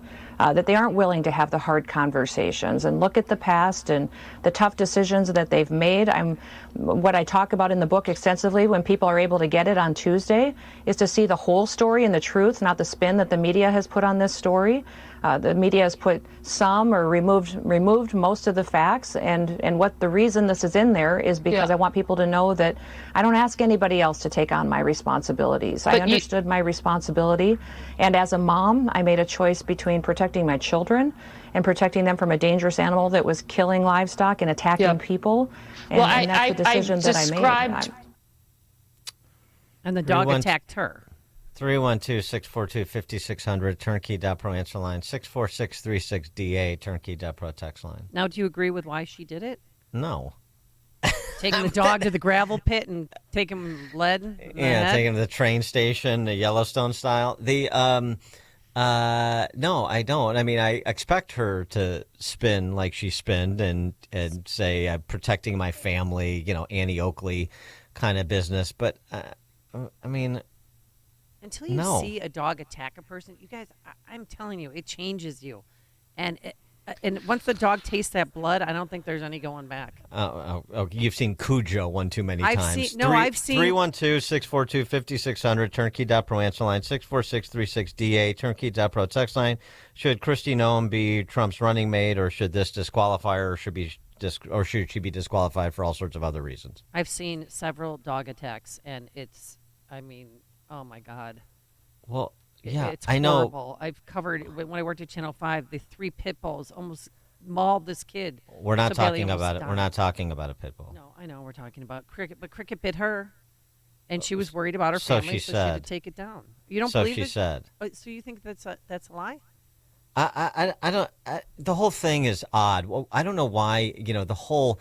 I revealed myself in this book, painful stories, and this sounds very much like a politician posturing with stories that alternate between let me share you an anecdote in which I'm the hero, or let me share you an anecdote in which this is part of the hero's journey where I had to overcome an obstacle. I had to make a difficult decision. And it all seems very contrived to me.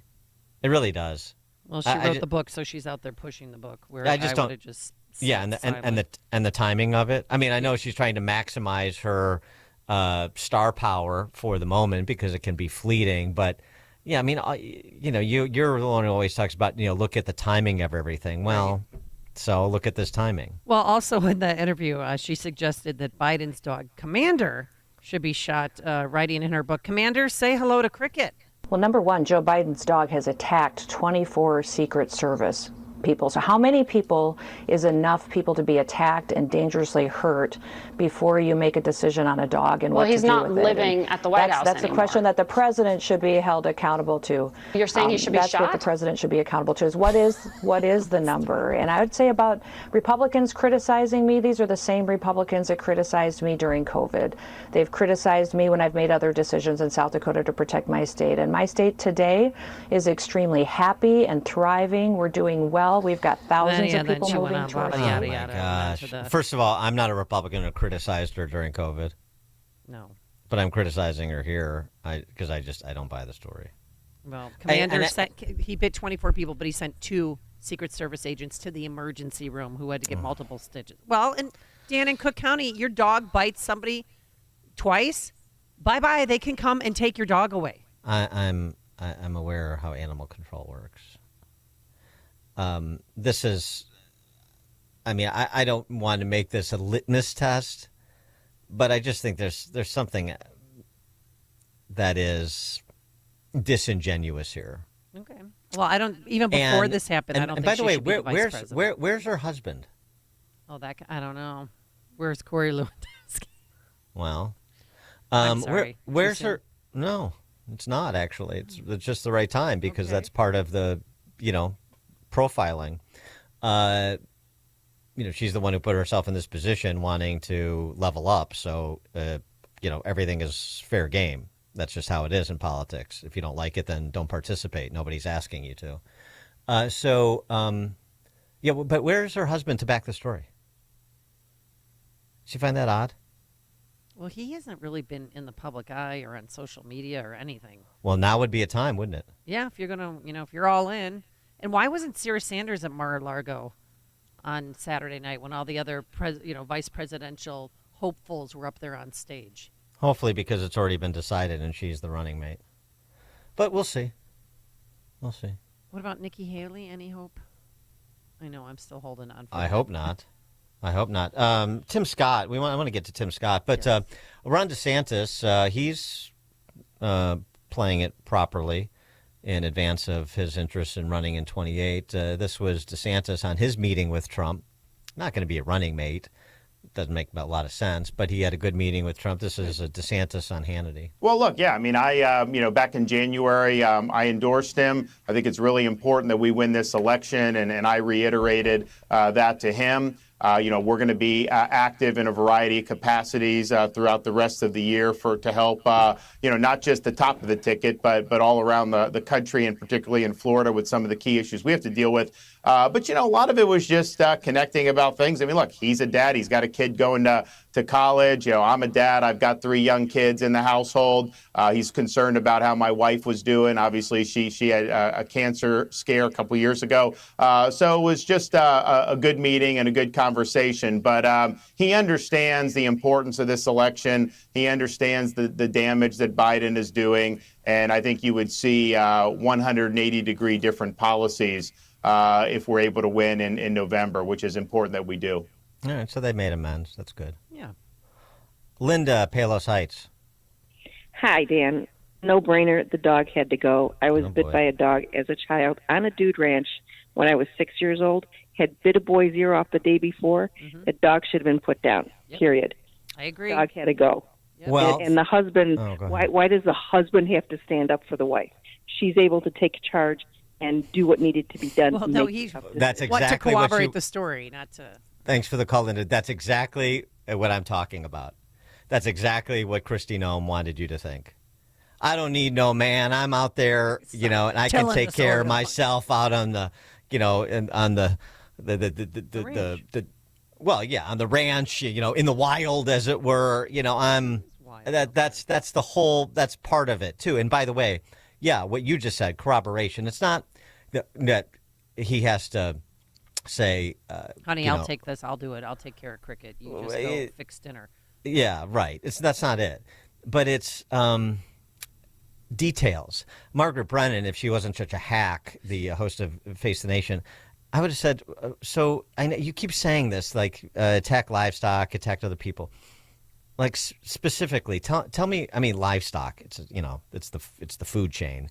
The other people. So tell me about that. You said the dog bit you, or that you were protecting, or you were protecting your children. So I mean, give me some specifics here. Why don't we have specifics? We have all the sophistry around it. That's suspicious to me. Bob, West Chicago. Dan, it's almost becoming obvious that you're kind of making the argument for the Democrats why she shouldn't be there, because, you're kind of soft on this, Dan, and I am.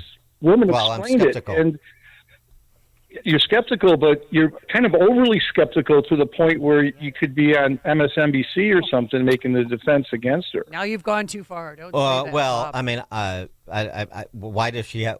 So I'm not allowed to criticize Republicans. I'm not saying. Does she have to be the vice president?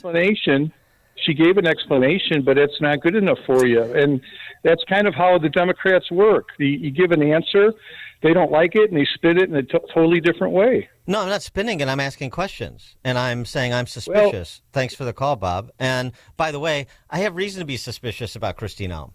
Kristi Noem hasn't always afforded herself courageously, despite her, I make the tough decision story. Remember how she handled trans sports? Oh, yeah. She was on the wrong side before she got to the right side.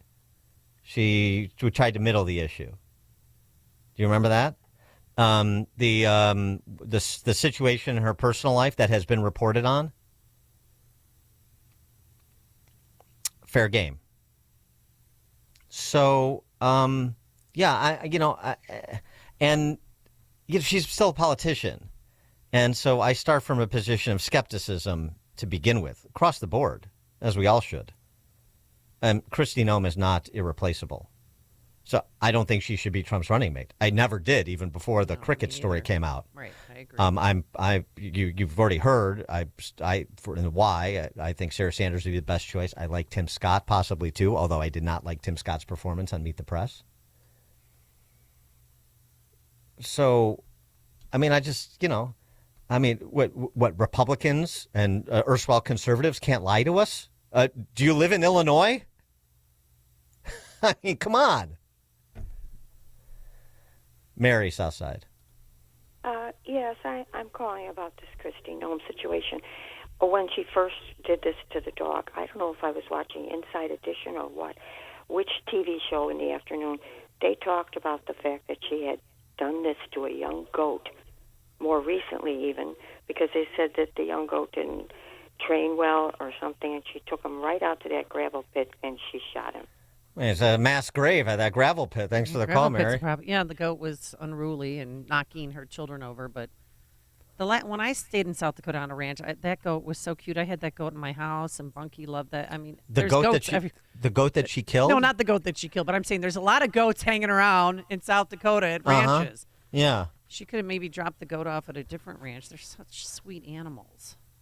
Oh, now look at who's. Oh, now now he's doubting the. Yeah, yeah. The dog, fine. The goat, that's off limits. I love goats. Frank, Tinley Park. Don, we listen to you because you're the number one talk show. We got both sides of the story from you every day, and they keep calling that dog a puppy. A puppy is 6 to 8 months old. That dog was almost 2, and there's no hospice for an animal on a farm. All right. Thanks for the call, Frank. I mean, I get it conceptually, but I don't really, the timing, the spin, the lack of specificity. You want more.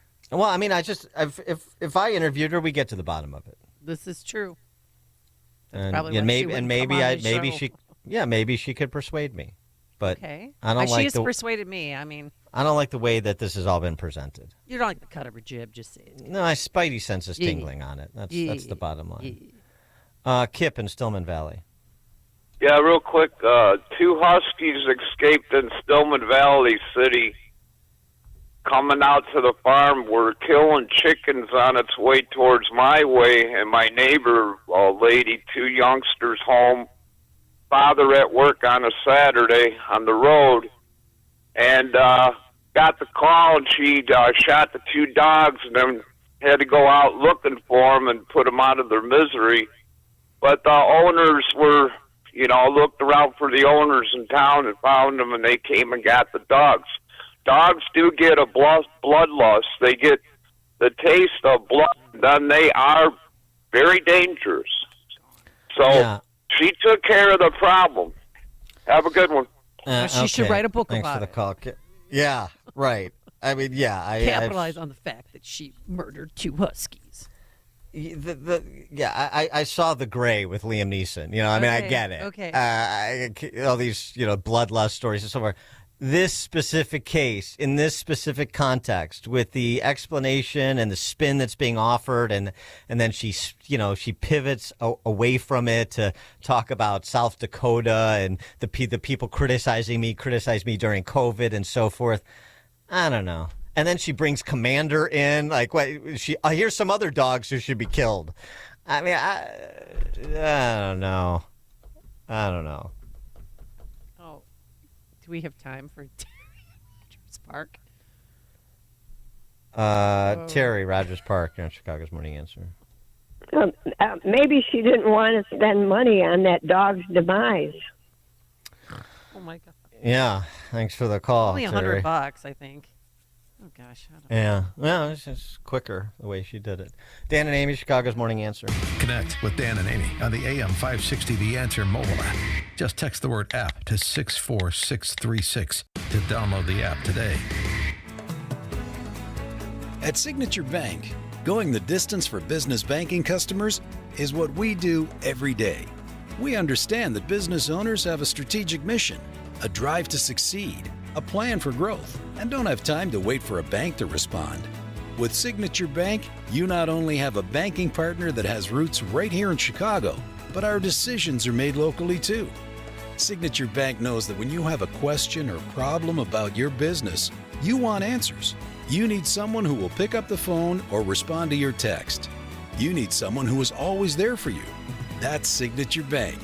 We are a team that wants to get to know you and your business.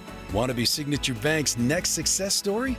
Give us a call today at 773-467-5630 or visit us online at signaturebank.bank. Member FDIC Equal Housing Lender. The elites want more control through digital currencies in a cashless society. This is Stephen K. Bannon, and I believe gold is the answer to safeguard your wealth, especially if you own your gold inside of a gold IRA from Birch Gold Group. To learn more, get your free info kit on gold IRAs by texting SHELTER to 989898. Birch Gold is the only gold company I trust, so text SHELTER to the number 989898 to claim your free info kit today. Message and data rates may apply.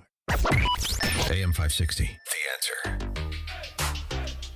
All right, coming up on Chicago's Morning Answer.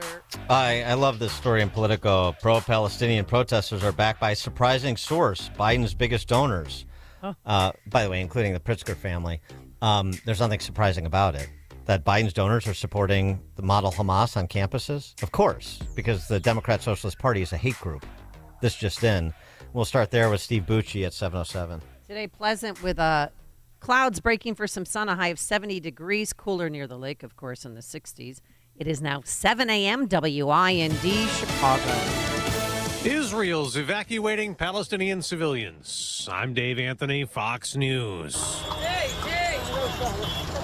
That's at a camp for displaced civilians being moved out of Rafah as Israel readies an operation targeting militants in that area of Gaza considered Hamas's last stronghold. Now, Israel says that residents will get moved to a humanitarian zone called Muwasi. Now, this has been an area that has expanded humanitarian aid, including field hospitals, food, medicine, and water. Israel today explains that this is a limited scope operation, which will affect about 100,000 people, but not the entirety of Rafah. Still, there is already backlash, with one Hamas official saying that there will be serious consequences. Fox's Alex Hogan amid all the worry about Iran backing militant groups that have attacked Israel, American troops, and ships in and around the Red Sea. The head of the UN's atomic watchdog will visit Iran today. Rafael Grossi has said it's getting tougher to monitor Iran's nuclear program, and he's already warned Iran has enough enriched uranium to make nuclear weapons if it wants to. Russia is planning to test nukes as it keeps waging war in Ukraine. It'll involve the deployment of tactical nuclear weapons, those with localized effects rather than long-range nuclear missiles.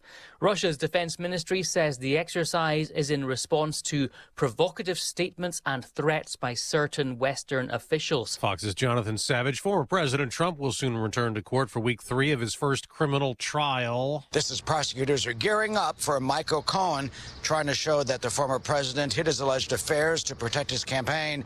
The defense says, though not true, it was to protect his family. Fox's Eric Shawn. Outside the New York court, the former president's charged with falsifying records, paying back Cohen, his ex-lawyer, for payments to Stormy Daniels before the 2016 presidential election. He calls it political persecution. A lot of flooding around the Houston, Texas area still. A 5-year-old boy was killed in a car swept away. America's listening to Fox. 7:02, 51 degrees in Chicago. Sun breaking through the clouds. And topping our news, shots fired being blamed for a time canceling the annual Little Village Cinco de Mayo parade. Gunfire was heard along the route near Cermak and Washtenaw. Much of that parade was later rerouted. Multiple people were arrested. 2 were injured in a shooting outside Wrigley Field Sunday morning. Chicago police report that around 1 a.m., a 36-year-old woman and a 37-year-old man were both shot in the leg in the 1000 block of West Addison. Victims say they were shot by an unidentified male who fled in a dark-colored SUV. Unofficially, 7 were killed and 31 shot in weekend shootings in Chicago. Pro-Palestinian encampments remain on Chicago area campuses. Counter-protests confronted the demonstrators at multiple universities in recent days, including DePaul University. The Greater Land Chicago community is with us, the student body and faculty are with us, and having that community and support really pushed us through it. The opinion of one of the DePaul protesters. Nearly 70 were arrested Saturday as police cleared out an encampment that was set up illegally at the Art Institute of Chicago. Student organizers claim all of the demonstrators have been released from police custody. Chicago sports. Cubs shut out the Brew Crew 5-0 to claim the series win at Wrigley Field. The Northsiders host San Diego later tonight. White Sox score 4 in the 7th in a 5-1 win over the Cardinals.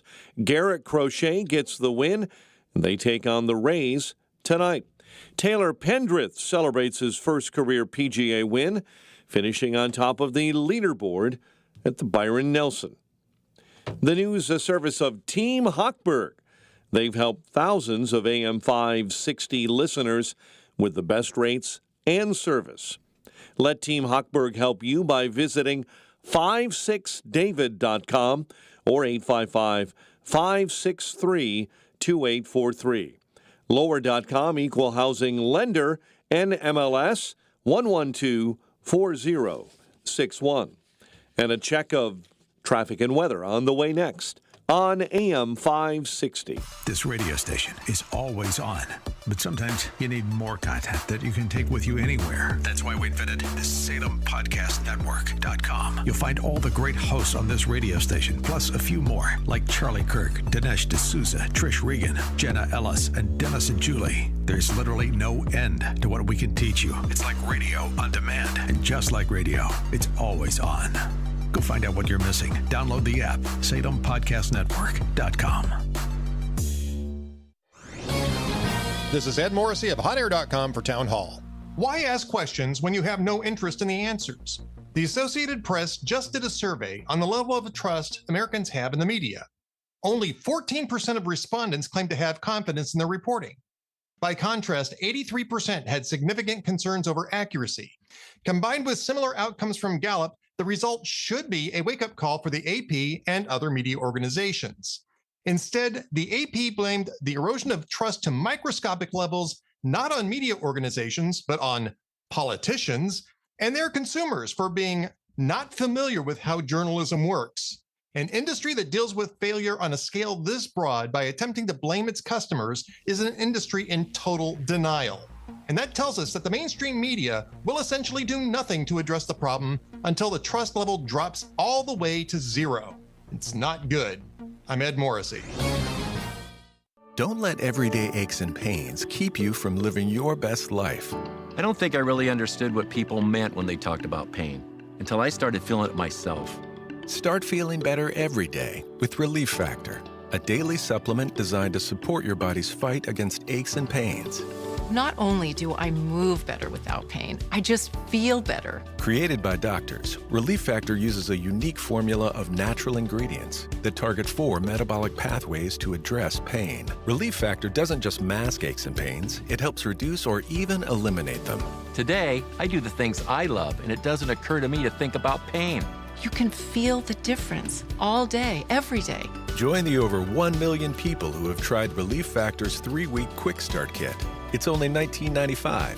Visit ReliefFactor.com or call 1-800-4RELIEF. That's 1-800-4RELIEF. And feel the difference of Relief Factor. Admit it, this is the worst time of year to be suffering with joint pain. You can't enjoy outdoors like you used to. Hi, Amy Jacobson here, and if you're tired of achy joints, contact my friends at QC Kinetics before you agree to surgery, steroids, or medications. That's what tens of thousands of real-life patients around the country did, like Robert. Robert's a retired Marine and business owner. Robert had debilitating shoulder pain and couldn't take time away from work to have surgery. So he heard about QC Kinetics and how elite athletes were using these treatments for joint pain. Now Robert feels much better thanks to his treatments at QC Kinetics. And you know what? I'd love to talk about your success story next. So don't wait. Call QC Kinetics today. The consultation's free with Saturday appointments available. Call 312-809-5955. That's 312-809-5955. Again,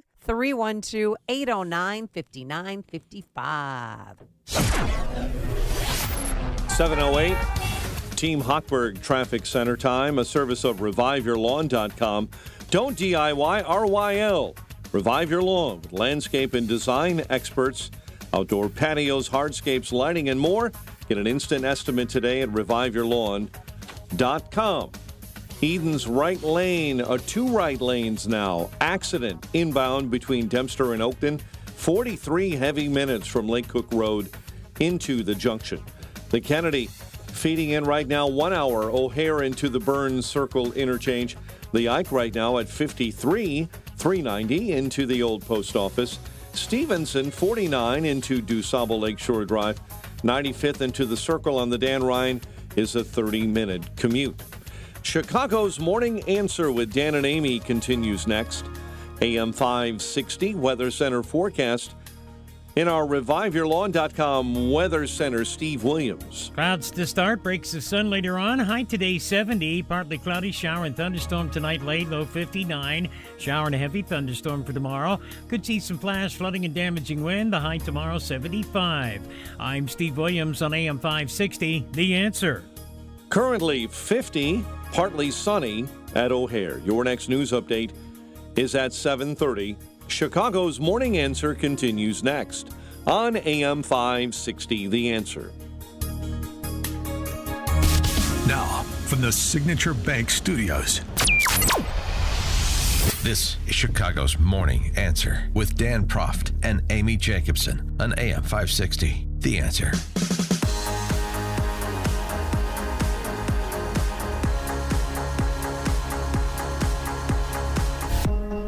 Top of the morning, Dan and Amy. I often get asked, like, who's my most favorite or most famous person you've ever interviewed. You get that, I'm sure, Amy. Oh, yeah. Who do you say? There's a lot. I'd say Elie Wiesel. And it was when I was back at WLS that happened. But Elie Wiesel, the Nobel laureate who wrote Night, about his time in a concentration camp during World War II. Did he come into the station there? No, he was living in Florida at the time. He's a retired academic. I mean, that book, Night, I don't know if it's still required reading at in the high school level, even grade school. Should be. I know they read the boy in the striped pajamas. Elisha Wiesel has an op-ed in USA Today. Son. It was freshman year. I was home for a holiday weekend, and the nation was awaiting the outcome of the Supreme Court case that was the talk of the campus. Over dinner, I shared my views. The right to burn the flag, I told my parents with 18-year-old certainty, is a far more beautiful thing than the flag itself. We should be inspired when we see the flag being burned because it means we are free. He goes on to write, I can count on one hand the number of times I saw my father angry. It's the only time I can remember him being angry at me. My father's face darkened as he pushed back his chair and stood up from the table. If you had been there, he said in a voice I'd never heard him use before, if you had been there when Buchenwald was liberated, if you had seen that flag being carried that day, Dad, if you knew what that flag meant to the soldiers who had seen their brothers killed trying to reach us, if you knew what that flag meant to me then and means to me now, you would never utter such foolishness at my table. Elisha Wiesel says, I was ashamed. My obsession with one truth, that civil liberties were a treasure to be protected, have prevented me from saying a truth that stood just as strongly beside it. Not everything that is legal is right. Not everything that can be said should. My parents had endured unspeakable horrors to arrive at this promised, if imperfect, land to make common cause with their most deeply held beliefs. I had been not only ungrateful but blind.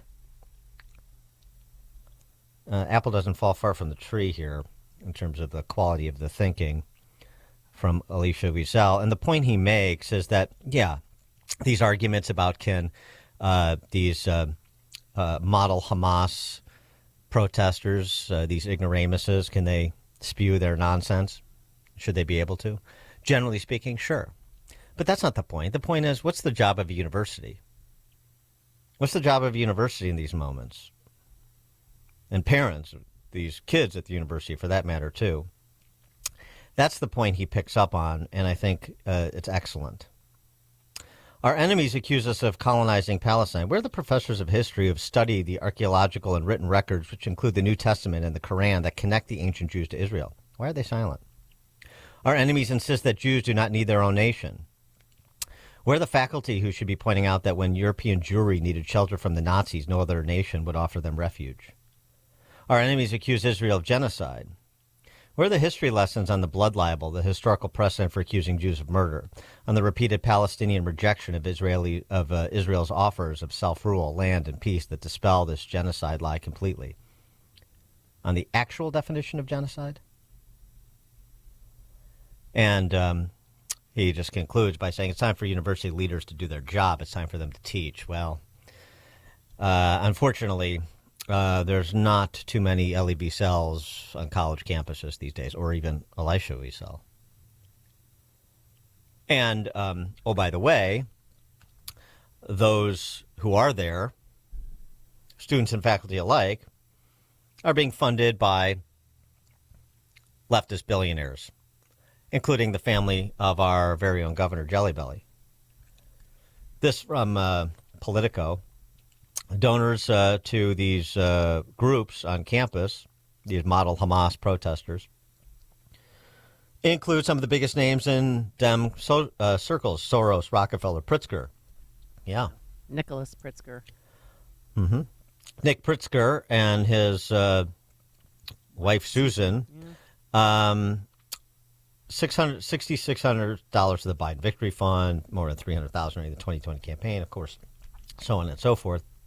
But they're also, well, the Rockefellers too, but funding organizations like the Tides Foundation. Another one in Illinois, in Glen Carbon, called the Adala Justice Project, from their website. Though this is the Tides Foundation funds the Adala Project. You know, you fund the clearinghouse to fund all of these organizations at the grass tops and grassroots.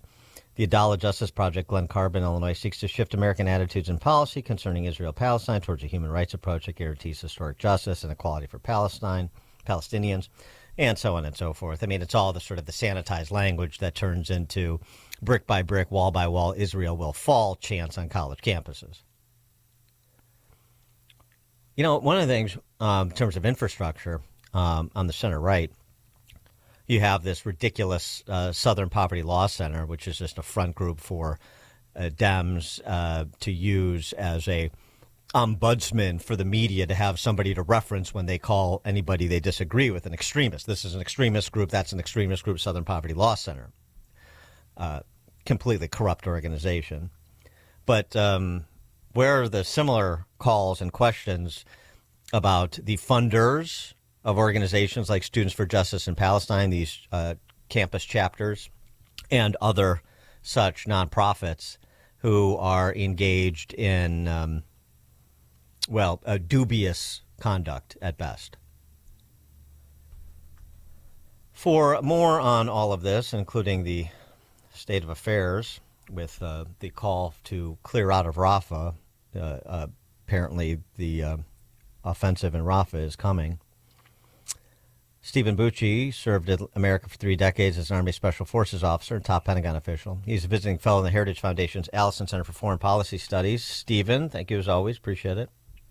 It's my pleasure. Thank you for being on the show. Though I have to tell you, you've laid a pretty tough road for me, having to come after that op-ed you read. That was pretty powerful. Yeah, it's a wonderful op-ed. People should read it. I'll certainly tweet it out. And the lineage of Alicia Wiesel too. I mean, it's a reminder, and it's thoughtful, and it's asks all the right questions. We don't get that as much as we should, obviously. But what about that? And not just, the university, what the job the universities should be doing and they're not doing is sort of a political and funding question. What about these organizations funded by these billionaire potentates of the left? And perhaps in a different administration, more and at the state and local level, more scrutiny in terms of exactly the kinds of activities they're engaged in. Just like we talk about, like the Confucius centers on college campuses, that becomes potentially, if not a national security issue, at least a law enforcement issue with some of these questionable activities. Yeah, absolutely. I mean, to the point where most of those same organizations are the ones who fund these very liberal district attorneys, so that when these people that same organization has funded go out and destroy things and violate other people's rights, they get they get booked, then they release them, the records get expunged, because those are not really crimes. That's just their right to do that. But if the other side does exactly the same level of activity, they're thrown in jail and left there. So this is not all random. This is not just stuff where somebody gave money and then that organization happened to do something. This is all planned. And I'm not a conspiracy theorist at all, but I have to tell you, when you sit and watch it and look at it in its totality, it's just unbelievable that the mainstream press does not ever point any of this out, which just tells you they're complicit with it. And that's just, it's sad for our country. Well, what do you think of these encampments? I mean, there's different rules for different campuses. Here in Chicago, the Art Institute, they set up a camp. That was knocked down immediately, 68 protesters arrested. But still, at DePaul University and at University of Chicago, they're letting them stay. There's no talk. There was talk of last night possibly clearing out University of Chicago, but they stood down and they're letting them stay there. So what message does that send to the rest of the world? Well, it's probably a harbinger that you guys are going to have a pretty sporty time when the Democratic convention comes into town. Mm-hmm. That's going to be a problem for you. If that's the message that your leadership is sending, there'll be a ton of people there because they know they're going to get away with it. Although we have seen some encouraging notes, too. I mean, there was pushback at the University of Chicago's campus like there was in North Carolina, like there was at Ole Miss, like there was at LSU. So there are, and from the students, I mean, too. So you don't want to paint with too broad a brush. There are some sensible young people out there as well. But it's a problem. Speaking of just the larger geopolitical issue. So over the weekend, there were reports that dozens of rockets were fired from Lebanon toward Israel. This ostensibly the handiwork of Hezbollah, one of the many Islamist terrorist organizations being celebrated by some on these college campuses, shockingly enough. What's your handle on where things stand currently with respect to Israel's offensive to try to eradicate as much of Hamas's capacity as possible, combined with, all of the collaborators, essentially, with Hamas trying to do their bidding in the face of it? Well, I think it's unfortunate. I don't think Israel is going to be bent one way or another in a major way to stop this offensive. It doesn't, Blinken can talk to him all he wants. When Netanyahu decides this is the moment we're going to go into Rafah, they're going, and they're trying their best to accommodate the people clutching their pearls and swooning over the fact that when you attack a sovereign country the way that Hamas did on October 7th, that they might actually retaliate. And in this case, Israel's patience is gone. And they are now going to move in. Now they're warning them, which we don't normally do in war. You don't tell the enemy when you're coming. You don't tell them where you're coming. But Israel obviously has to play by different rules. At least that's what the world leaders seem to think. But they're going to go and they're going to get them. But think about it. The United States pushed Israel to open this other crossing site so more humanitarian aid could get in. Israel said, look, there's plenty of aid getting in there. It's just that Hamas is stealing it. Oh, no, there's a famine. Just listen to the UN. And what does Hamas do? They, from inside Gaza, from inside the Rafah area, they start rocketing that crossing site and kill several Israeli soldiers and a bunch of civilians, most of them Palestinians.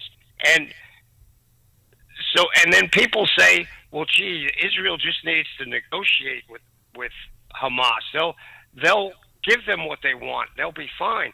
Look, Hamas doesn't want anything other than the destruction of Israel and to kill and maim as many Israelis as possible. They are not good faith negotiation partners. And for Blinken and Biden and the crowd continuing to push Israel to negotiate with these terrorists is ludicrous. And this weekend was another example of them not caring about aid coming in. They're perfectly happy shutting that off because it gives them propaganda points. But they are the detriment to people getting any aid that they think they need, not Israel. Israel's doing what it can do. This is the first war I've ever seen, and I've studied from, back in the beginning all the way through. I've never seen a war where the side that was attacked to start the war is suddenly responsible for all of the food and medical and everything else of the people who just attacked them. But that's what Israel is facing right now. Well, and the other matter, too, that this open sort of contemplation of whether or not we, being the United States, will accept refugees from Gaza. And this comes on the heels of something on the order of 6 Muslim majority countries saying, no thanks, not going to happen.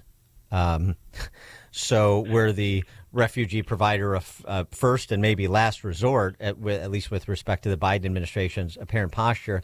And this becomes problematic. We have to have a difficult conversation, and not because I'm intimidated by these Philistines on college campuses, but because, Gaza elected Hamas. And we have previous historical examples of not every Palestinian, but a lot of Palestinians being very sympathetic to terrorist organizations, celebrating in the streets in Gaza when those planes flew into the Twin Towers on 9/11, celebrating Saddam Hussein's invasion of Kuwait and our involvement in Gulf War I, so much so that Kuwait deported some 300,000 Palestinians after it was liberated by the United States. So, en masse refugees from Gaza doing it en masse is problematic, not just from an economic point of view, but also from a national security point of view. Oh, absolutely. If you look at our record in the past, taking people from these, particularly the Middle Eastern countries, we are abysmal at vetting them and having any assurance that these people are just, poor folks who fell into bad times and need a new home. There's been bunches of them that have come over and either politically, like Ilhan Omar, or actively have been operating against the interests of the United States. And now you're going to take the most radicalized group of Arabs in the Middle East against Israel and against the United States at a time when anti-Semitism here is going up, and you're going to bring in thousands of those folks as refugees and put them where? All in one place, so they get another member of Congress that's like Tlaib or Omar. Tlaib and, yeah, right. Or are you going to spread them all over the place so there's cells all over? And then, by the way, are you going to tell the FBI you can't surveil these folks? They're new here. They are protected. You just need to back off and leave them alone. I'm sorry. This is a disaster. This, frankly, could be worse for national security than the last 3.5 years of Biden policy on the southwest border. And that's saying something, because that is a complete disaster. This, if what Biden is intimating, if that goes into effect, it will be far worse from a national security standpoint. Stephen Bucci served America for 3 decades as an Army Special Forces officer and top Pentagon official. He's now a visiting fellow in the Heritage Foundation's Allison Center for Foreign Policy Studies. Stephen Bucci, thank you as always. It's my pleasure. I'll talk to you next week. Yep, thank you. And he joined us on our turnkey.pro answer line. Hear about the big stories of the day, then talk about them right here on Chicago's Morning Answer on AM 560. The Answer. Hi, this is Rhett Rasmussen of BestHotGrill.com. Gift giving occurs year-round, whether for birthdays, holidays, or a special expression of thanks to your best clients and customers. Of course, you want to show your love and gratitude, but you also want to give a gift that provides a positive image of you and your organization. Solaire infrared grills from BestHotGrill.com are both practical and unforgettable. Made in the USA, Solaire has a grill for most budgets, but more importantly, Solaire delivers the wow that everybody likes to receive in a gift. Impressive out of the box, and even more so in use, the Solaire infrared grills are the gift of value that will build relationships. With every great tasting, juicy meal enjoyed from their Solaire, they'll think of you. Step up your gift giving. Learn more about the amazing Solaire infrared grills at BestHotGrill.com. That's BestHotGrill.com. BestHotGrill.com. All right, it's that time of year again. I am so excited for our annual AM 560 golf outing sponsored by Signature Bank. And this year, once again, we're partnering with Tunnel to Towers Foundation. Great organization. As you know, they help provide for our first responders, including homeless vets. So we're excited to help raise money for them coming up on Wednesday, June 19th. Again, mark your calendars. Wednesday, June 19th at the McRae Memorial Golf Club in Barrington. We have foursomes. We have twosomes available And when you join us, you'll get a full day of golf, including yummy meals. We'll have prizes for the winning foursome, longest drive closest to the pin, as well as a silent auction. And guess what? If you own a company or make the marketing decisions for a company you work for, once you purchase that foursome, you'll receive the AM 560 marketing package, which includes 25 one-minute commercials that will air right here on AM 560, plus a marketing analysis. So do this. We'll be golfing in the afternoon. Sean Thompson will be trying to golf in the morning. So get your foursome together and join us on Wednesday, June 19th. Please come.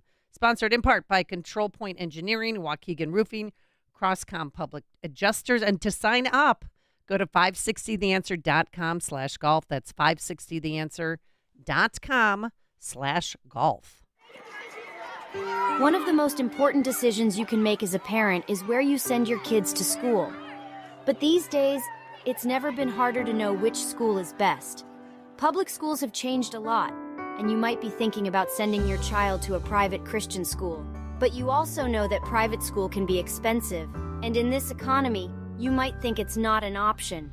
Well, think again. With halfpriceschools.com, you can purchase tuition vouchers for half the price of normal tuition for private schools. For nearly 10 years, halfpriceschools.com has helped families from all over Chicagoland make the dream of private school a reality. And that can be the reality for you and your child, too. Just go to halfpriceschools.com, search for a private Christian school near you, and purchase a voucher.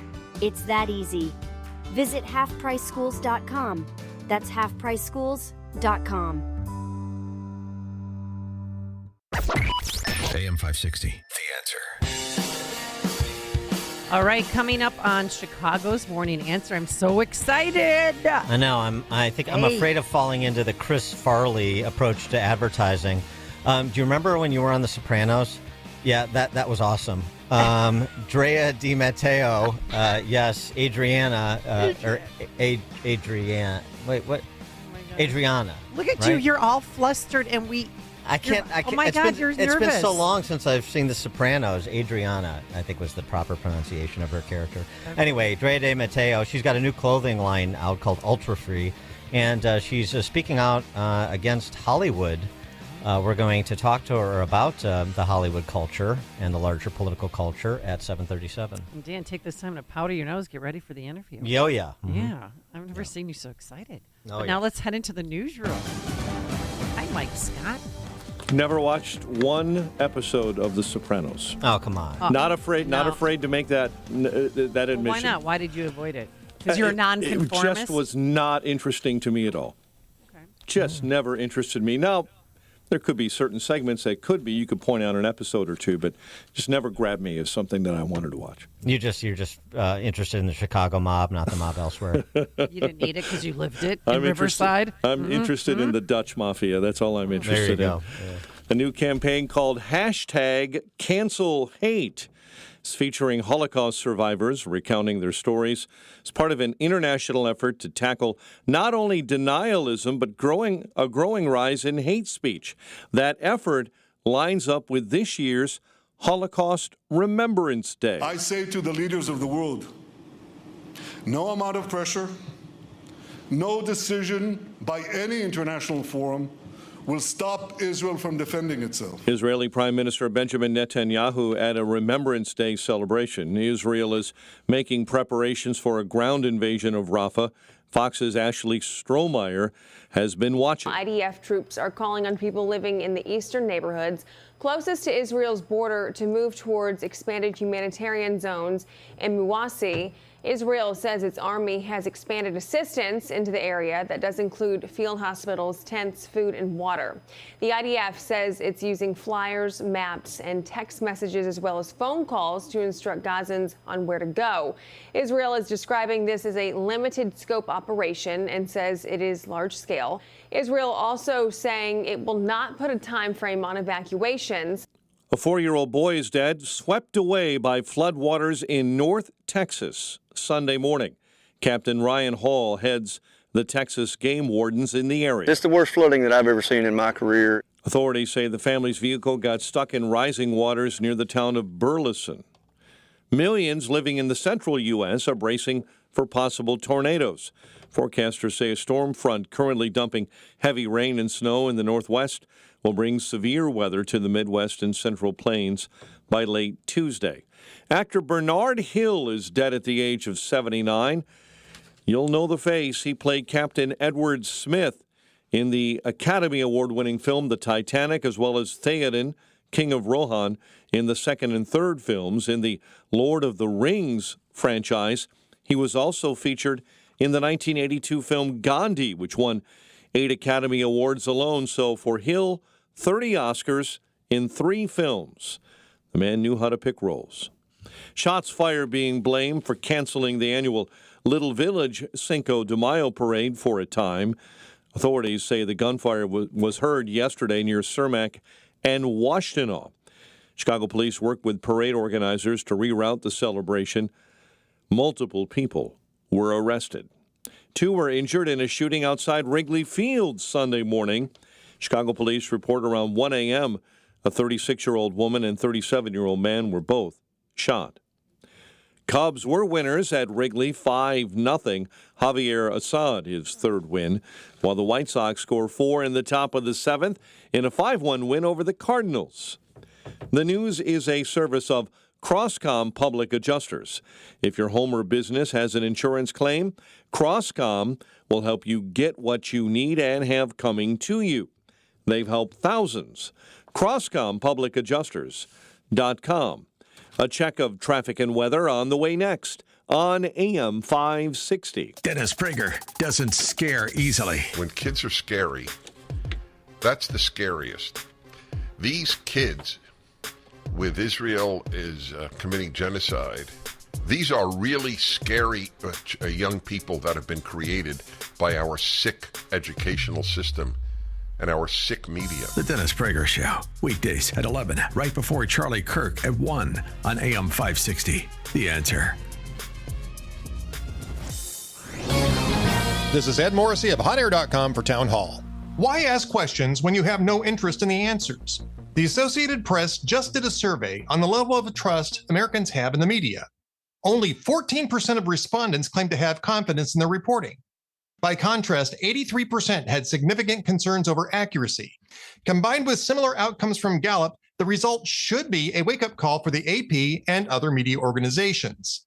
Instead, the AP blamed the erosion of trust to microscopic levels not on media organizations, but on politicians and their consumers for being not familiar with how journalism works. An industry that deals with failure on a scale this broad by attempting to blame its customers is an industry in total denial. And that tells us that the mainstream media will essentially do nothing to address the problem until the trust level drops all the way to 0. It's not good. I'm Ed Morrissey. Balance of Nature supplements, changing the world one life at a time. The Fiber and Spice is a very effective product. There's no question. A product that is very reliable. It's a very good product. I swear by these. Probably the best products that I've ever used. I think they're just simply good for your body. When I used to work, I used to do my art over the weekend all the time. And now I do yard work. I have been doing yard work. I can sweep my floor and make my place look nice. And I take Balance of Nature and it feels really good.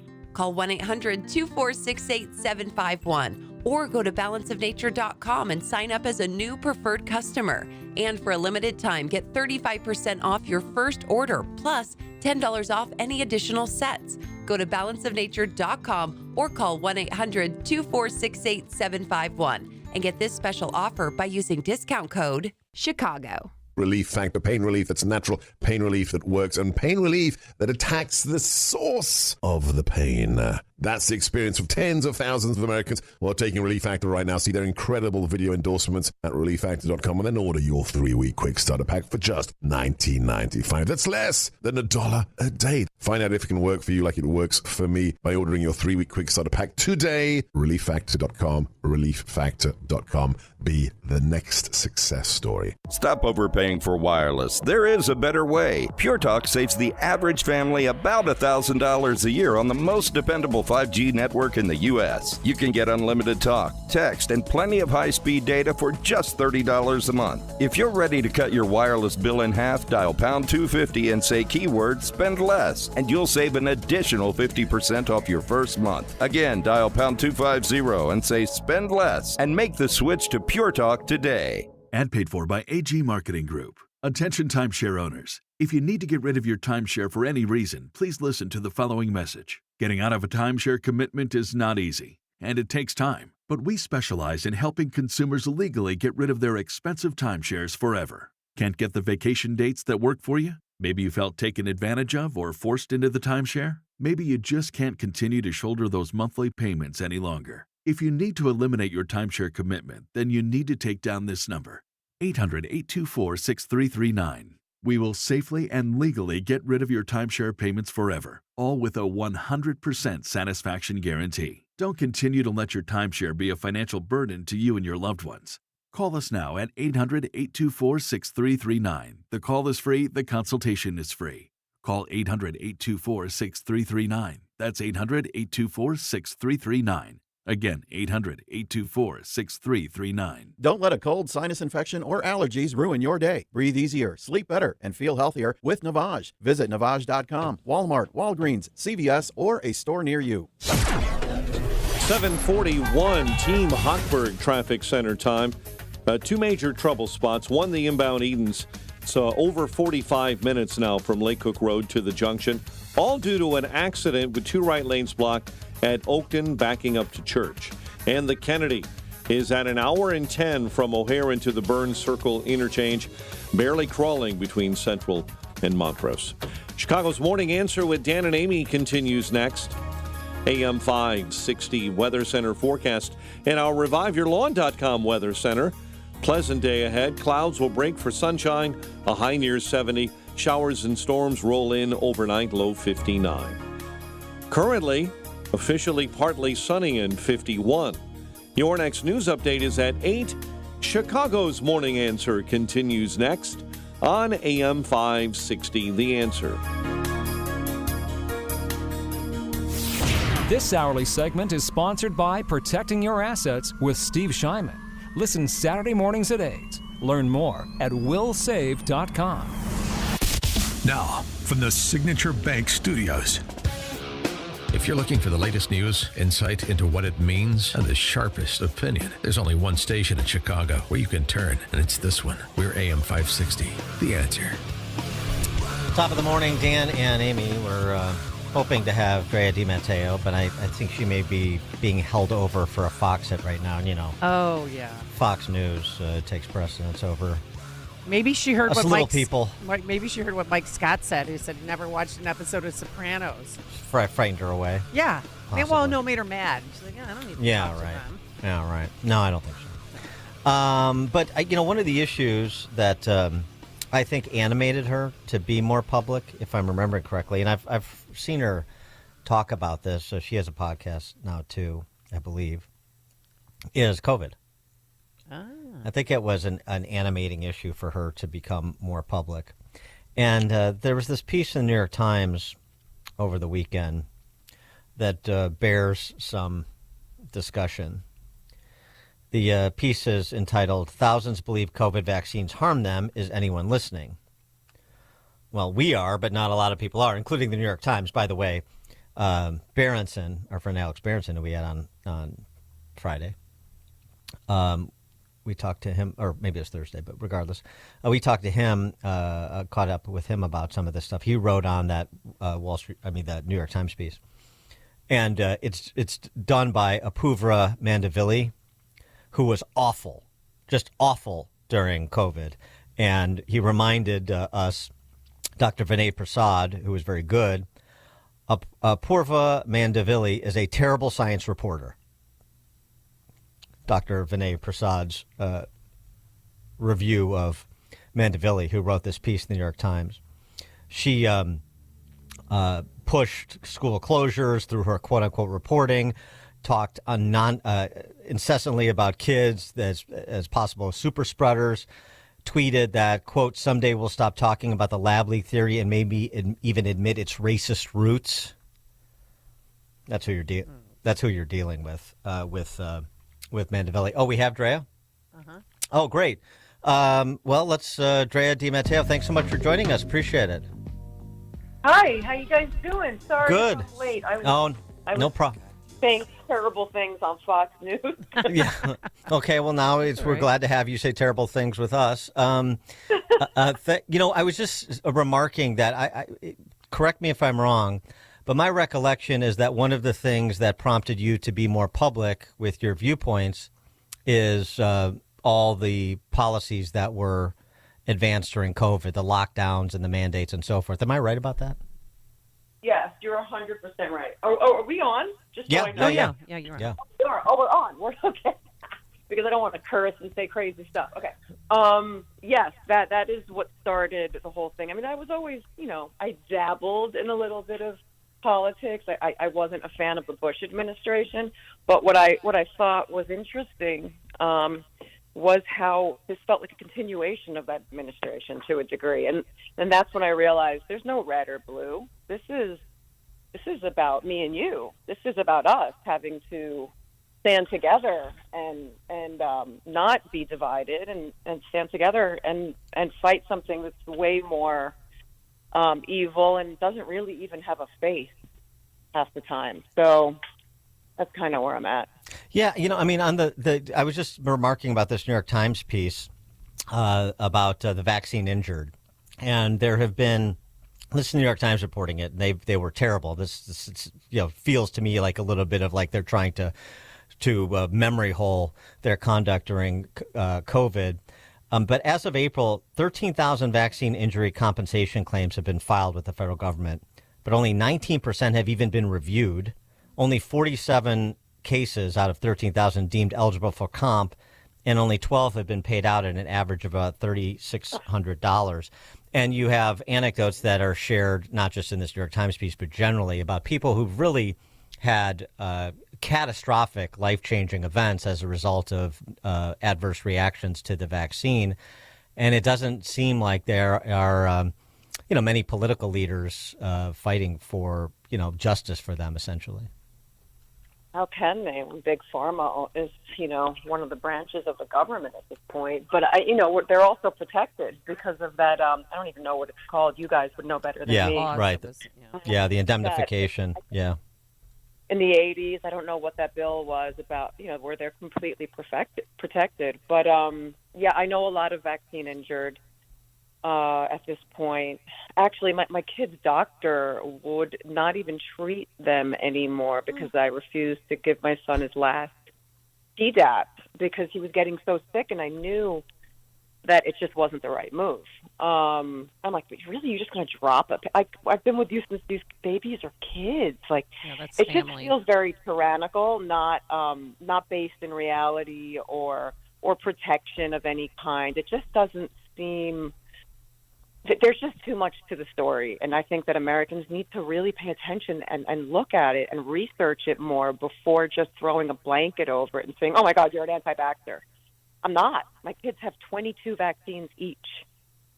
Wow. So now, did you get vaccinated for the COVID? For what? For COVID. Oh, no. No, I did not. And I'll be honest with you, during that time, I was so afraid.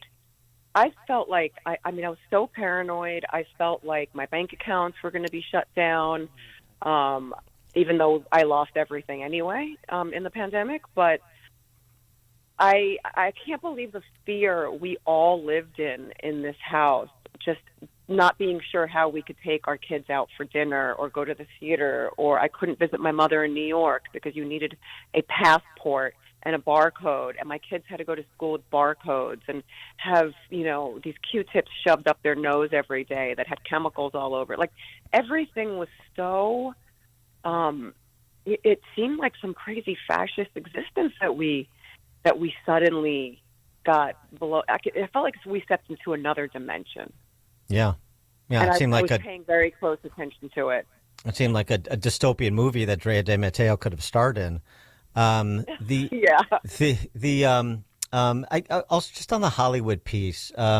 So you sort of, after your success with Sopranos, did you sort of pull yourself out of Hollywood, or what was your transition out of Hollywood, essentially? I never was part of Hollywood, ever. Okay. Like, I did it, I loved The Sopranos. I basically, when I had children, I just took jobs to support my family. I'm a single mom. Never a career actress, never a money-making actress. I just literally did it to stay alive. That was it. So when this happened, I never, ever, and also this woman who I cared for many years was dying at the same time. So I couldn't take any jobs right out of the lockdowns. And then all of a sudden the mandates hit, and then I was done. I knew that there was no chance for us, and we lost everything. We went into foreclosure. Nobody would help me, probably because of my choice. All of my hippie friends and family, like, why aren't you taking this? You're putting everybody. I'm like, wait a second. I thought you guys listened to like the Grateful Dead, man. Right. Like, you guys all about choice. Like, hold on a minute. You guys are mad at me because I didn't want to put something that I don't know anything about into my body? Wow. But you're going to go out there and march for pro-choice. I got you. This makes a lot of sense now. Where did the brainwashing begin? I didn't understand what happened. I felt like my whole world got hijacked. But as far as being in Hollywood, I was never really a part of it. So to remove myself from it didn't mean anything to me except for my earning potential, which, I'm a 50-year-old, an actress in my 50s, early 50s. It's not like the jobs are just flowing in. But I always maintained. I always managed to get by.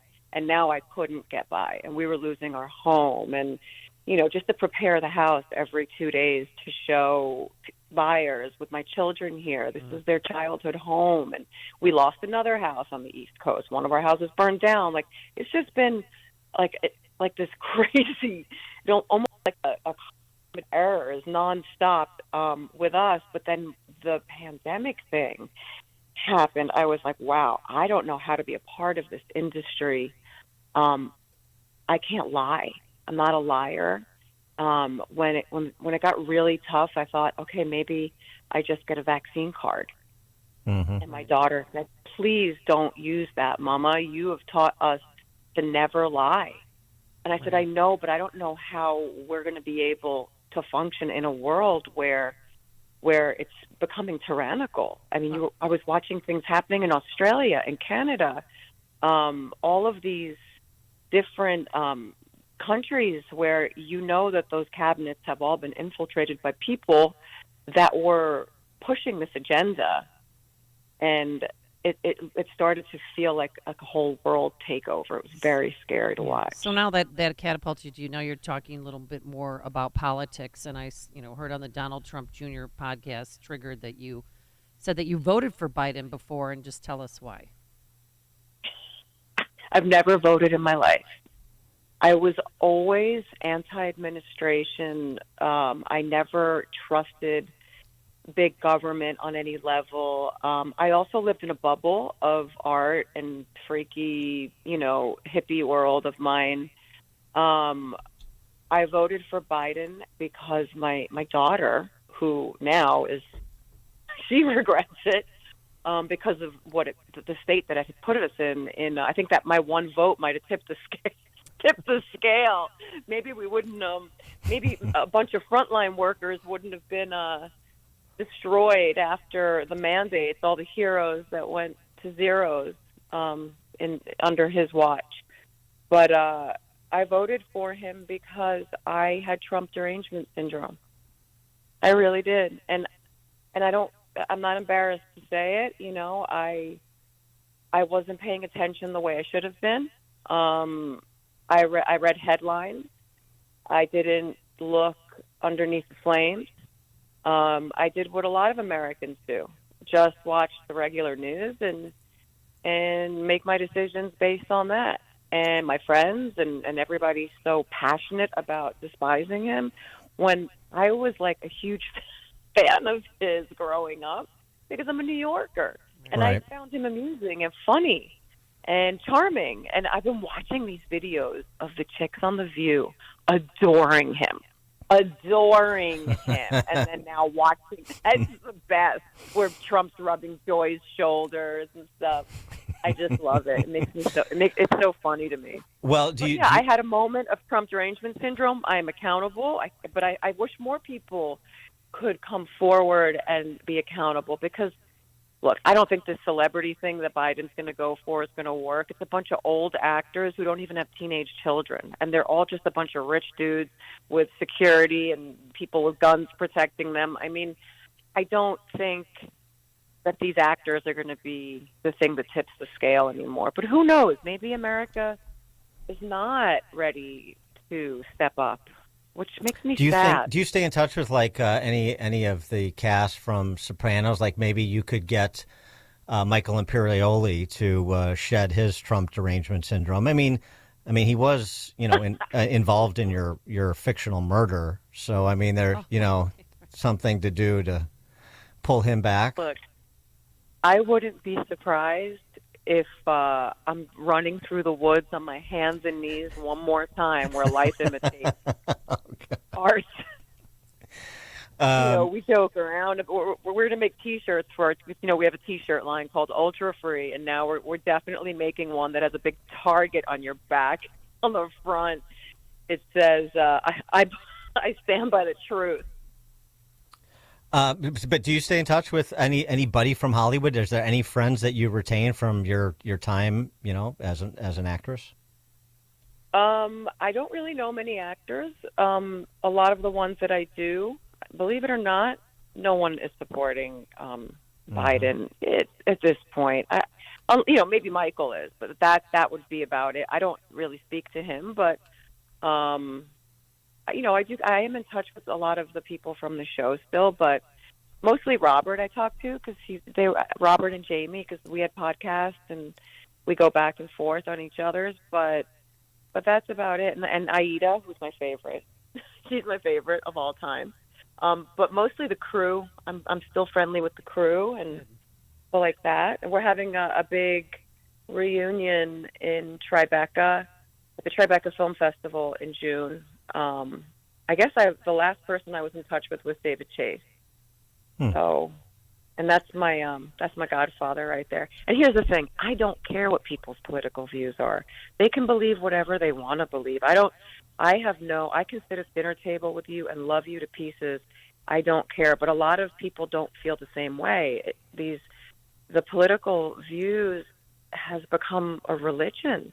It's like a cultural revolution of sorts, and it's not okay. Like, we have to be able to disagree and love each other, man. Like, who cares?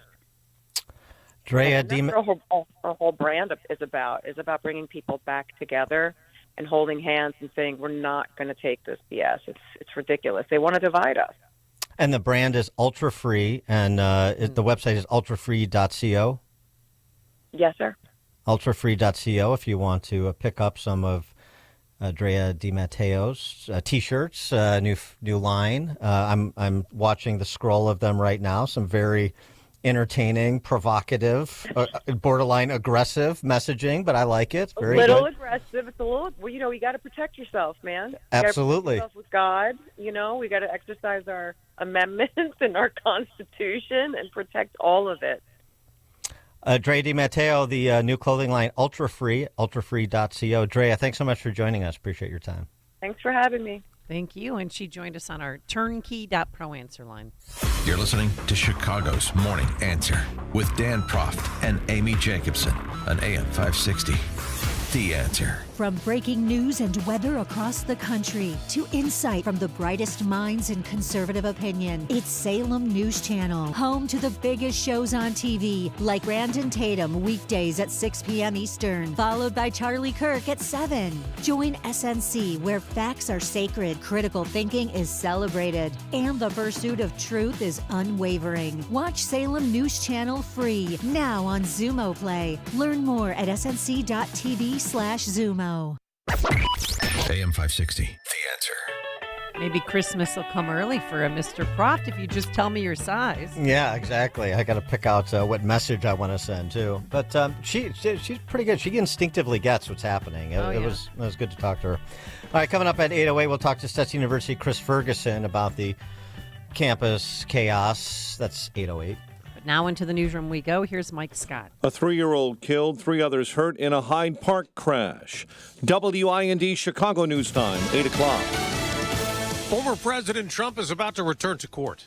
I'm Dave Anthony, Fox News, and he may once again rant before going inside that he's being politically persecuted at his first criminal trial. Last week ended with former Trump advisor Hope Hicks in tears testifying about 2016 payments to keep alleged affairs quiet. She said, quote, everything we talked about in the context of this time period and this time frame was about whether or not there was an impact on the campaign. But others say she helped the defense by saying that the former president did not want to hurt his family, especially his wife, Melania. Fox's Eric Shawn outside the court in New York. The former president is charged with falsifying records and payments to Stormy Daniels.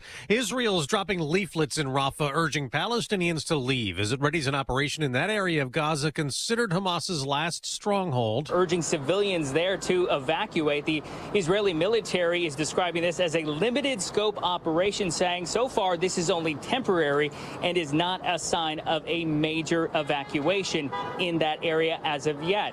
It's impacting 100,000 Palestinians who are right now being told by Israel through both flyers, phone calls, and texts to move to the Muwasi humanitarian zone, which is along the coast north of Rafah. All of this happening as ongoing negotiations between both Hamas and Israel appear to be collapsing. Fox's Jeff Paul in Tel Aviv. There are still some anti-Israel campus on college campuses, and we're learning more about who is helping fund them. Politico did an investigation. Part of it says President Joe Biden has been dogged for months by pro-Palestinian protesters calling him Genocide Joe. But some of the groups behind the demonstrations receive financial backing from philanthropists pushing hard for his re-election. The donors include some of the biggest names in Democratic circles: Gates, Soros, Rockefeller, and Pritzker. Fox's Peter Ducey at the White House, and we're just learning Columbia University has canceled a campus-wide graduation ceremony for May 15th. America's listening to Fox News. 8:02 on AM 560, The Answer, and good morning. I'm Mike Scott. Shots fired, blamed for canceling the annual Little Village Cinco de Mayo parade. Now, authorities say gunfire broke out yesterday along the route near Cermak and Washtenaw Avenue. No injuries. Chicago police worked with parade organizers later to reroute the celebration. Multiple people were arrested. 2 were injured in a shooting outside Wrigley Field early Sunday morning around 1 a.m. Chicago police say a 36-year-old woman and a 37-year-old man were both shot in the 1000 block of West Addison. Unofficially, 7 were killed and 31 were shot in weekend shootings in Chicago. A 3-year-old girl is dead. 3 others are hurt. It follows a crash in Chicago's Hyde Park neighborhood. Police say a man was driving a sedan yesterday when he lost control and then struck multiple objects. The 3-year-old child inside the car died. A 9-month-old, a 9-year-old, and another woman are all being treated for non-life-threatening injuries. Chicago sports. Cubs shut out the Brewers 5-0 to claim the series win at Wrigley Field. White Sox score 4 in the 7th in a 5-1 win over the Cardinals at Busch. Sox have won 2 in a row. They take on the Rays later on tonight. First round of the NBA playoffs in the books, finally. Cavaliers lock up the final spot and move on to the conference semis with a takedown of Orlando. The news, a service of In Grace with Jim Scudder Jr., now heard on Sunday morning at 6:30, right here on AM 560. 8:03, time for the AM 560 Business Beat, a service of Signature Bank. Visit signaturebank.bank for all your commercial banking needs. And now, the latest from the Fox Business Network. I'm Liz Clayman, and this is the Fox Business Report. Stock futures are in positive territory as Wall Street looks to add to Friday's gains. Steep cuts at tech companies may be slowing for information tech workers, according to trade group CompTIA. The unemployment rate for U.S. information technology workers ticked down to 2.8% in April from 3% in March, a sign that some companies may be hiring to support their artificial intelligence-related projects. Tech companies like Microsoft and Salesforce added about 4,280 workers in April, according to CompTIA's analysis. That growth was led by hiring for tech services and software development positions, followed by cloud infrastructure, data processing, and data hosting jobs. That's your Fox Business Report. I'm Lillian Wu, invested in you. 8:05, a check of traffic and weather on the way next on AM 560. Brandon Tatum can see the trick. Joe Biden wrote on X complaining about the disparity in earnings between male and female, and he's being disingenuous. These people on the left, these Democrats, are pushing an agenda that's not rooted in facts and reality. They're trying to do their best with abortion, wage gap, and all this other stuff to turn out female voters to vote for them. The Officer Tatum Show, weeknights at 8, right before Sean Hannity at 10 on AM 560. The Answer. Quick delivery service. What do you need delivered today? Hi, I'm trying to work through a last-minute to-do list for my boss. Can you deliver a hard drive to the Loop in Chicago? We can deliver that today. Okay, can you deliver 20 boxes to a client in Rockford? We can deliver that today. Can you deliver 12 pallets of tile to our customer in Naperville? We can deliver that today. Can you deliver a large envelope to Northbrook? We can deliver that today. Oh my gosh, I think my water just broke. Can you... We cannot deliver that. Quick Delivery Service delivers your package no matter the size. More than just a messenger service, Quick Delivery Service is a messenger and trucking service that can also provide scheduled routes for your daily delivery or your air shipment. Trucks are equipped to handle the load and provide ground-level service for same-day delivery. The Quick Delivery Service team of safe, licensed professionals can provide quick door-to-door service for your special delivery. QuickDelivery.com. That's QuickDelivery.com. We deliver that today. But we don't deliver this.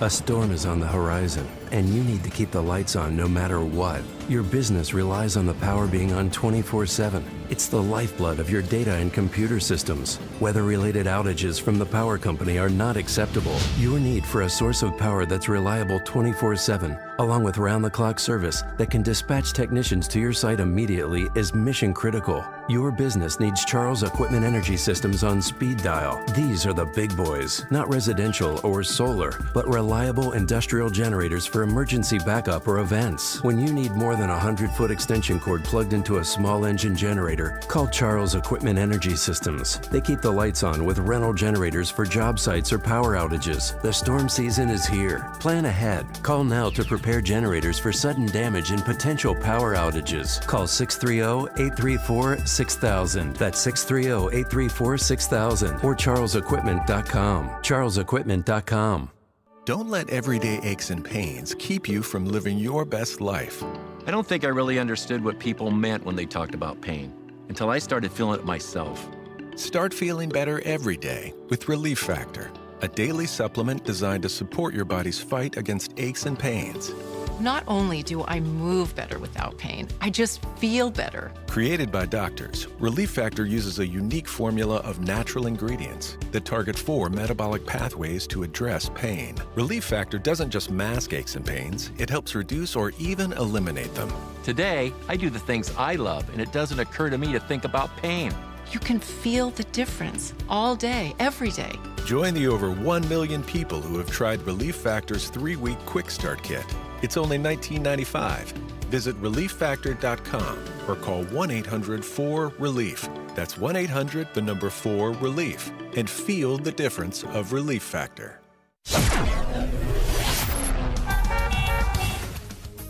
8:08, let's check the roads. Team Hochberg Traffic Center time.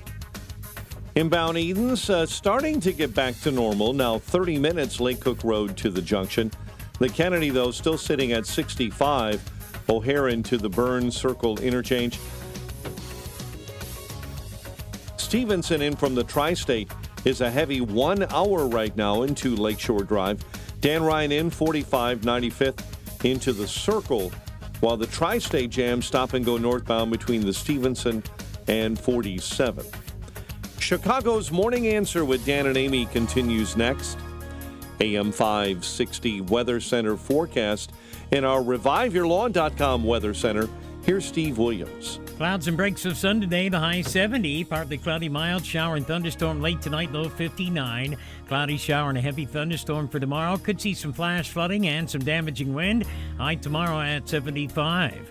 I'm Steve Williams on AM 560, The Answer. Partly sunny and 51. Next news 8:30. Chicago's Morning Answer continues next on AM 560, The Answer.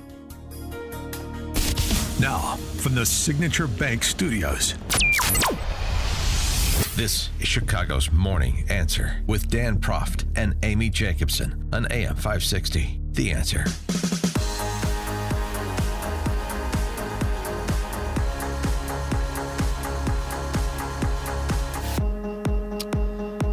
Top of the morning, Dan and Amy. There have been some entertaining and somewhat accidentally satirical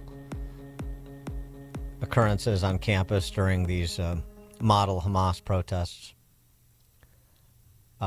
This is a good example of the accidentally satirical. Some Princeton University students offered this in formally announcing, because it requires a formal announcement, right, of their hunger strike so everyone would know why. Solidarity with the people of Gaza. We are drawing from the tradition of Palestinian political prisoners going on saltwater-only hunger strikes in Israeli prisons since 1968. Our hunger strike is a response to the administration's refusal to engage with our demands for dissociation and divestment from Israel. We refuse to be silenced by the university administration's intimidation and repression tactics. We struggle together in solidarity with the people of Palestine. We commit our bodies to their liberation. We will abstain from all food and drink except water until the following demands are met. Meet with students to discuss their demands for disclosure, divestment, and a full academic and cultural boycott of Israel. Grant complete amnesty from all criminal and disciplinary charges for participants of the peaceful sit-in. Reverse all campus bans and evictions of students. The university and the world must recognize that we refuse to be complicit in genocide and will take every necessary action to change this reality. Our hunger strike, though small in comparison to the enduring suffering of the Palestinian people, symbolizes our unwavering commitment to justice and solidarity. All right, now let's everybody grab some lunch, and we'll get back at it after a bite to eat. I love it. No drinks or food except water. You're sure there's nothing else that you demand? Okay. And then there was this other event. I don't know which is more ridiculous. What? There was a bunch of students dressed up as doves, literally like in a dove costume, like Halloween, because they're doves of peace. And so this Insta guy, and of course, it completely misses them that they're being ridiculed. This Insta guy named The Real Bigley interviewed some of the doves. Got a little off topic, and it was a little unnerving to them, because they're monomaniacal. We're dressed as doves to symbolize peace for the Palestinian people. We're being encouraged to really embody birds. Can I help you? Oh, this is like a tag team dove situation. What's your take on open relationships? I don't have one. Would you be in one? No. Do you think it's ethical to go through your partner's phone? This is wild. This is super not about Palestine. But just hypothetically? Just hypothetically and realistically, not interested in talking about things that are not Palestinian liberation right now. Cool. I just see TikToks. After being a bird, do you think it's ethical for people to own birds as pets and stuff? I don't know if it's a question of ethics, really. Do you feel comfortable owning one? I personally don't. I'm a big bird watcher, and I love observing birds in the wild. That is awesome. Where was that? Does not surprise me.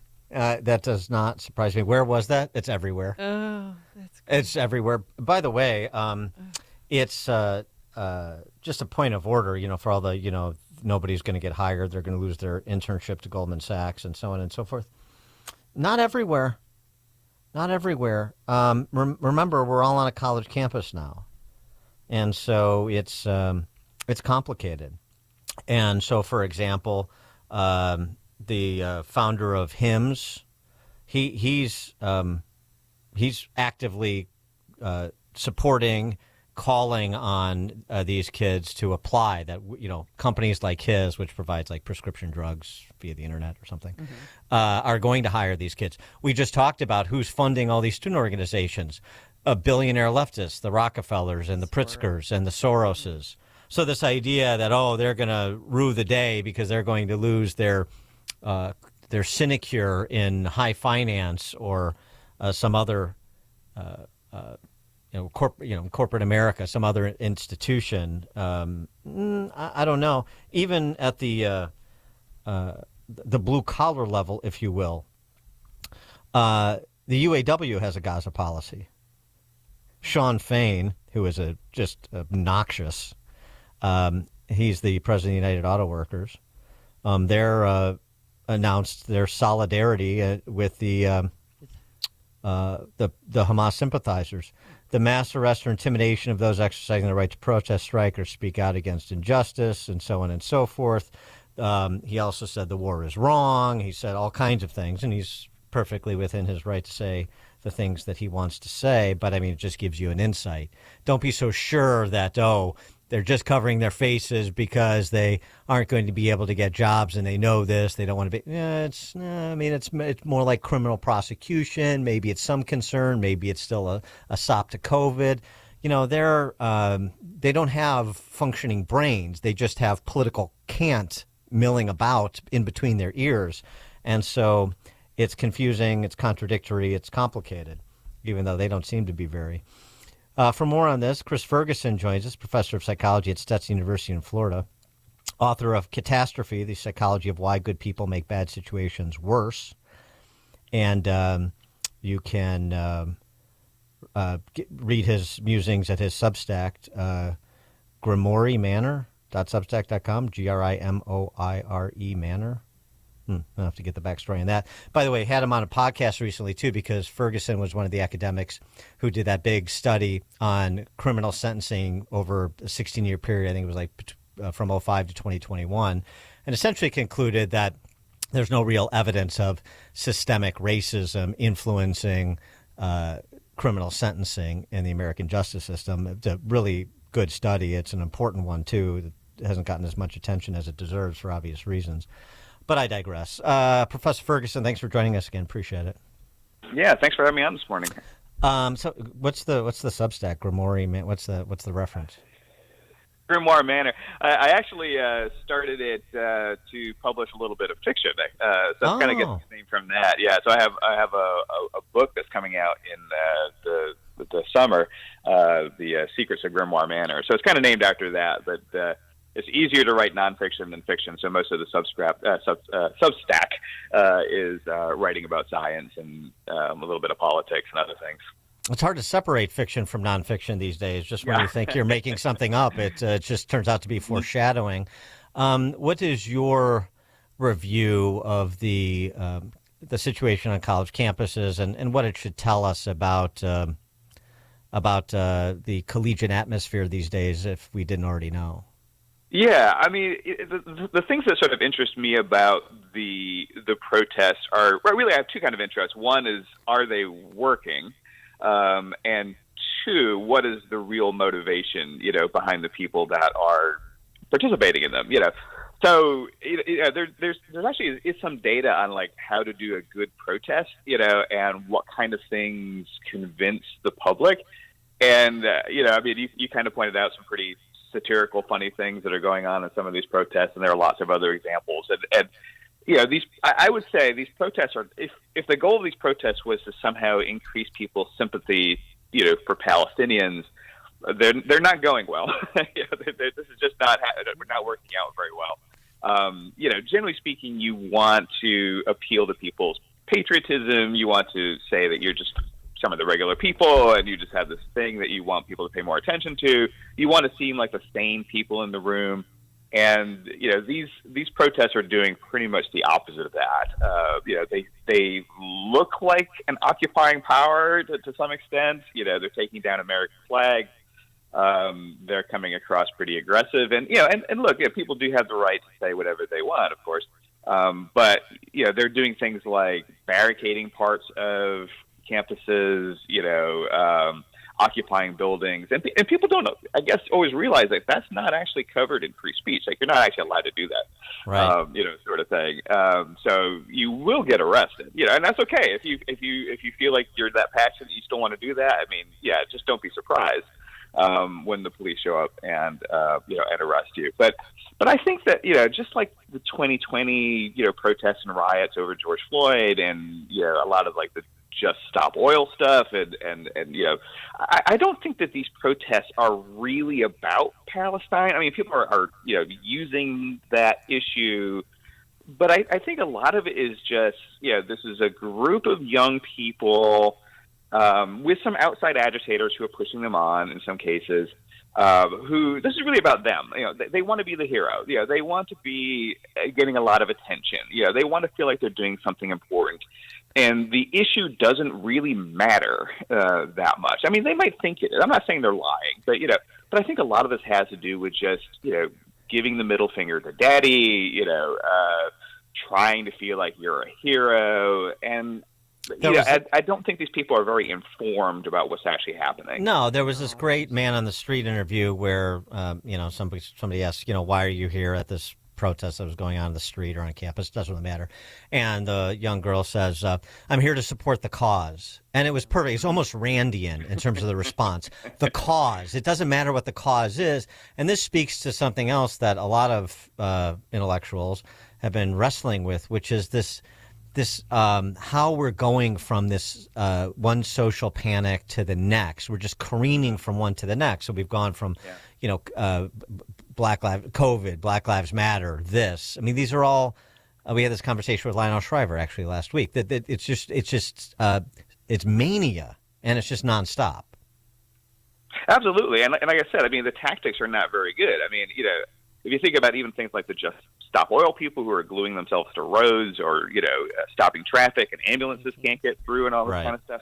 That stuff is absolutely counterproductive, in terms of actually advancing your advocacy goal. I mean, even assuming that the goal is a worthwhile one, these are exactly the things you don't want to do. You don't want to anger the general public, because that will turn them against your cause. So that's what sort of interesting me is, like, what are these people really thinking about? I mean, they must kind of know that tearing down an American flag and putting out the Hamas flag in its place is not going to win over a lot of hearts and minds in the general public. And the polls are bearing that out. I mean, we can see that these protests are not having a positive impact. No, but here in Chicago, they let them keep doing it. I mean, they've shut down the entrance to O'Hare 2 times now, and they waited hours before they arrested people, and then they arrest them, and then they just release them so they can do it again. Well, but so that's the point, is that what if it's not about winning hearts and minds? What if it's not about persuasion? What if, and they maybe not at the campus level, the kids' intents, but what at a little bit higher level where there's more thought, it is about a motivated minority rolling over a incredulous majority. And it's and that happens a lot in history, and it's a power grab. And when you see institutions and the heads of these institutions defer, then that is provocative, and they roll on. I mean, when you see the Democrat Party, you see the President of the United States essentially defer. That is provocative, and they roll on. They think they can grab it. They don't have to persuade people to get it. Yeah, absolutely. I mean, I think the trick for authorities is they see themselves as being in a difficult spot. And on one hand, I mean, one thing that I think authorities are aware of is that tends to increase sympathy towards protests is if authorities come across as, cracking down too hard. So if there's an over response by authorities, then people tend to become, more sympathetic towards the protesters. But on the other hand, if you do, as you're saying, if you do nothing, if you give in to the demands, or you fail to prosecute, when crimes have been committed and things like that, then, basically, deterrence works as well, right?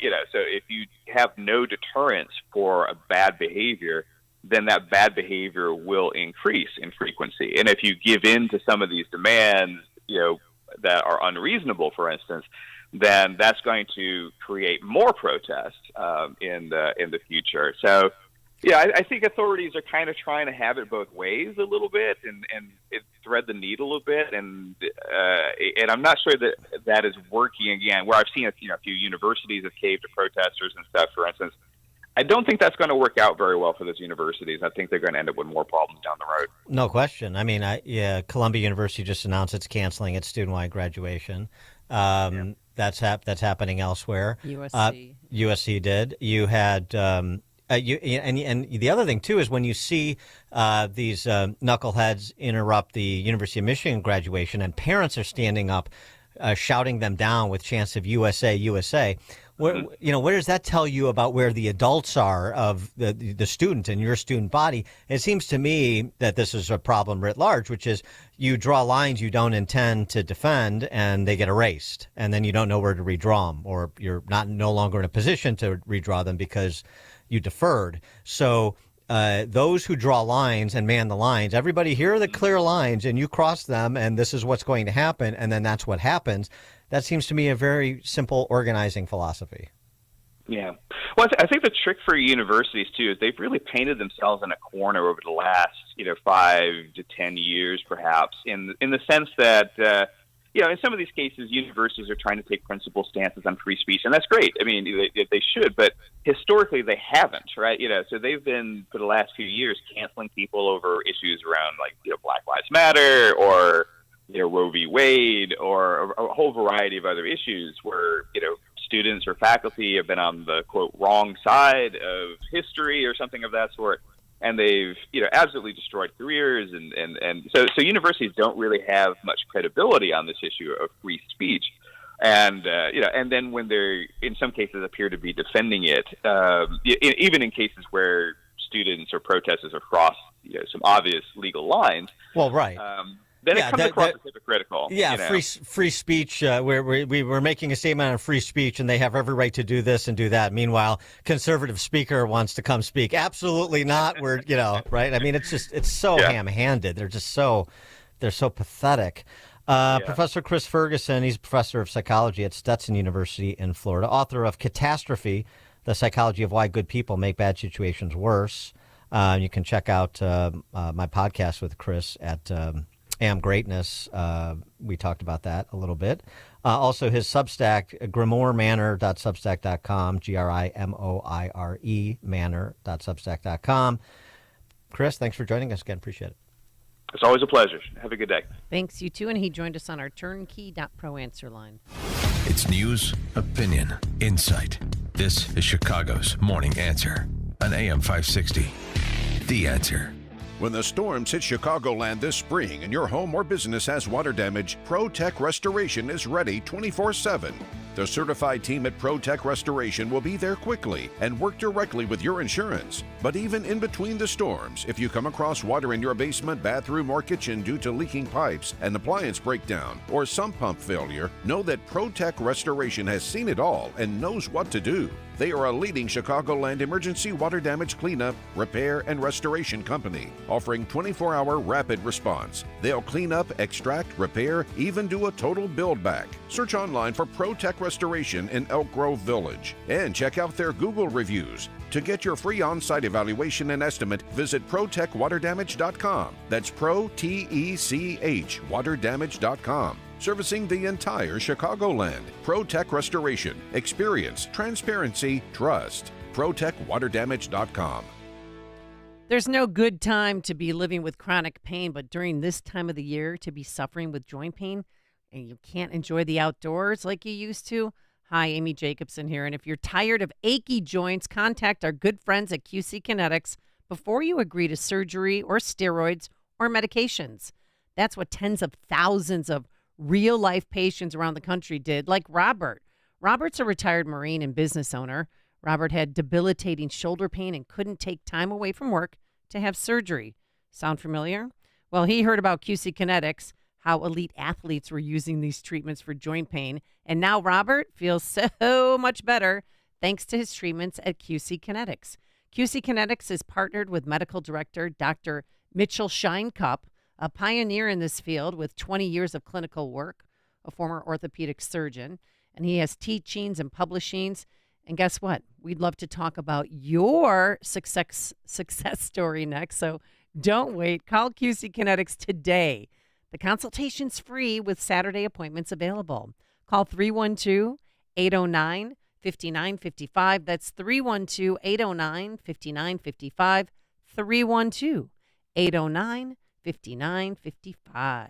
If your credit card debt is stressing you out, you need to call Team Hochberg about a fresh start debt consolidation refinance. Mark, 60, happily married to Carol, also 60. Combined income, $200,000 a year, living in a $400,000 home. Their credit scores were 585 when they called to secure a fresh start debt consolidation loan to pay off over $65,000 of credit card debt. Team Hochberg loan officer Jordan Abdelhak helped Mark and Carol eliminate their credit card debt and save almost $2,000 a month. Let's review. Jordan helped Mark and Carol pay off over $65,000 worth of credit card debt and save them close to $24,000 a year. Seriously, what are you waiting for? We help Mark and Carol as well as thousands of radio listeners, but we can't help if you don't call 855-563-2843 or visit 56david.com. 855-563-2843 or visit our website 56david.com. Lower.com, equal housing lender, MLS 1124061.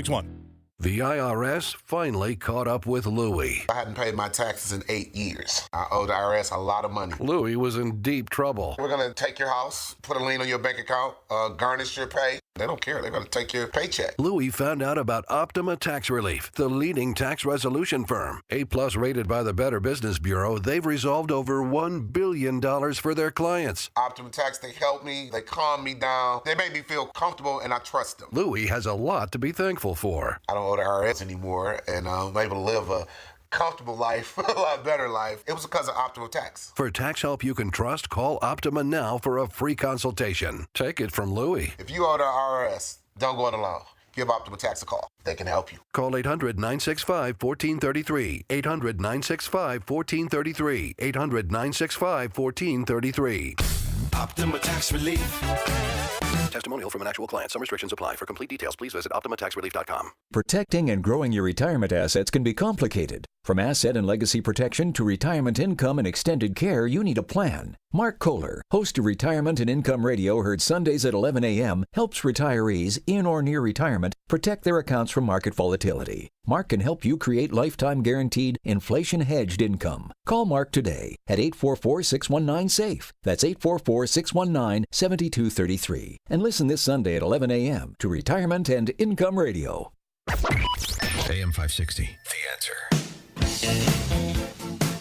All right, coming up on Chicago's Morning Answer. At 8:38, we'll talk to former DOJ official Jeffrey Anderson about the lawlessness in big city America. What we started the show with, we will conclude it with at 8:38. But now let's head into the newsroom. Here's Mike Scott. 8:32, 52 degrees. Columbia University will not hold its main graduation ceremony.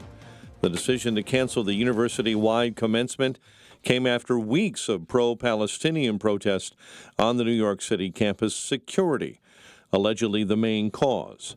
A new campaign called #CancelHate features Holocaust survivors recounting their stories as part of an international effort to tackle not only denialism, but a growing rise in hate speech. Aaron Krell is just one of many telling his story after having lost his entire family due to the Holocaust. The Holocaust did happen, and I am a witness to it. Your words matter. Cancel hate. A statement from the White House says they will honor the memories of victims.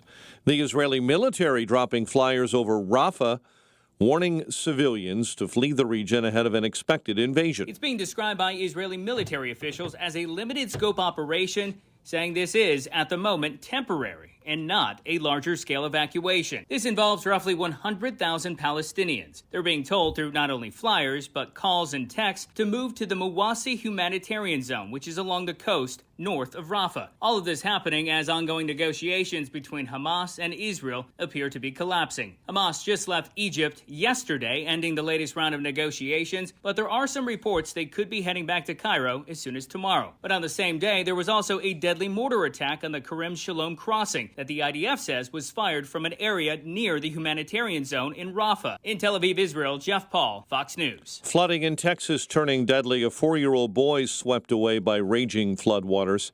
Meantime, heavy rain and snow have been dumped across the Rockies and the far northwest. That system brings severe weather to the Midwest and Central Plains today and tomorrow. Boeing hoping to launch its first ever crewed Starliner mission for NASA. That test flight for the commercial space capsule could happen before the end of the day today, launching from Cape Canaveral on a week-long mission to the International Space Station. Chicago sports. Cubs shut out the Brewers 5-0. White Sox 5-1 winners over the Cardinals. The news a service of Rasmussen University. They offer 50-plus programs from the health sciences to business to nursing, online and on campus. Are you ready to rewrite your story? Rasmussen.edu. A check of traffic and weather is on the way next on AM 560. Mike Gallagher doesn't think now is the time. I have to plead guilty to avoiding the drama around Speaker Johnson, and let me tell you why. Trying to replace him before the election would be a disaster. It would be political suicide for the Republican Party. Well, it got a lot of momentum. The last thing we need to do is have another fiasco of replacing Mike Johnson before the election. The Mike Gallagher Show, weekdays at 9, right before Dennis Prager at 11 on AM 560. The Answer. Welcome to a getaway like no other. The Maplewood Hotel in the heart of Saugatuck, Michigan. Built in the 1860s during Michigan's lumberman's era, our boutique bed and breakfast offers a warmth and charm that are amplified by its rich history. Our cozy rooms are designed for comfort, ensuring a restful night's sleep after a day of exploring all that Saugatuck has to offer. Discover the vibrant art scene, stroll through local shops, and indulge in delicious local cuisine, all just steps away from the Maplewood Hotel. Whether you're planning a romantic weekend or organizing a business retreat, we have the perfect rooms for you. We're conveniently located just over 2 hours from Chicago. Stay 3 or more nights and get a discount of 15% off rack room rates in 2024 when you use the code word Chicago Radio. Must book directly with hotel to receive the discount.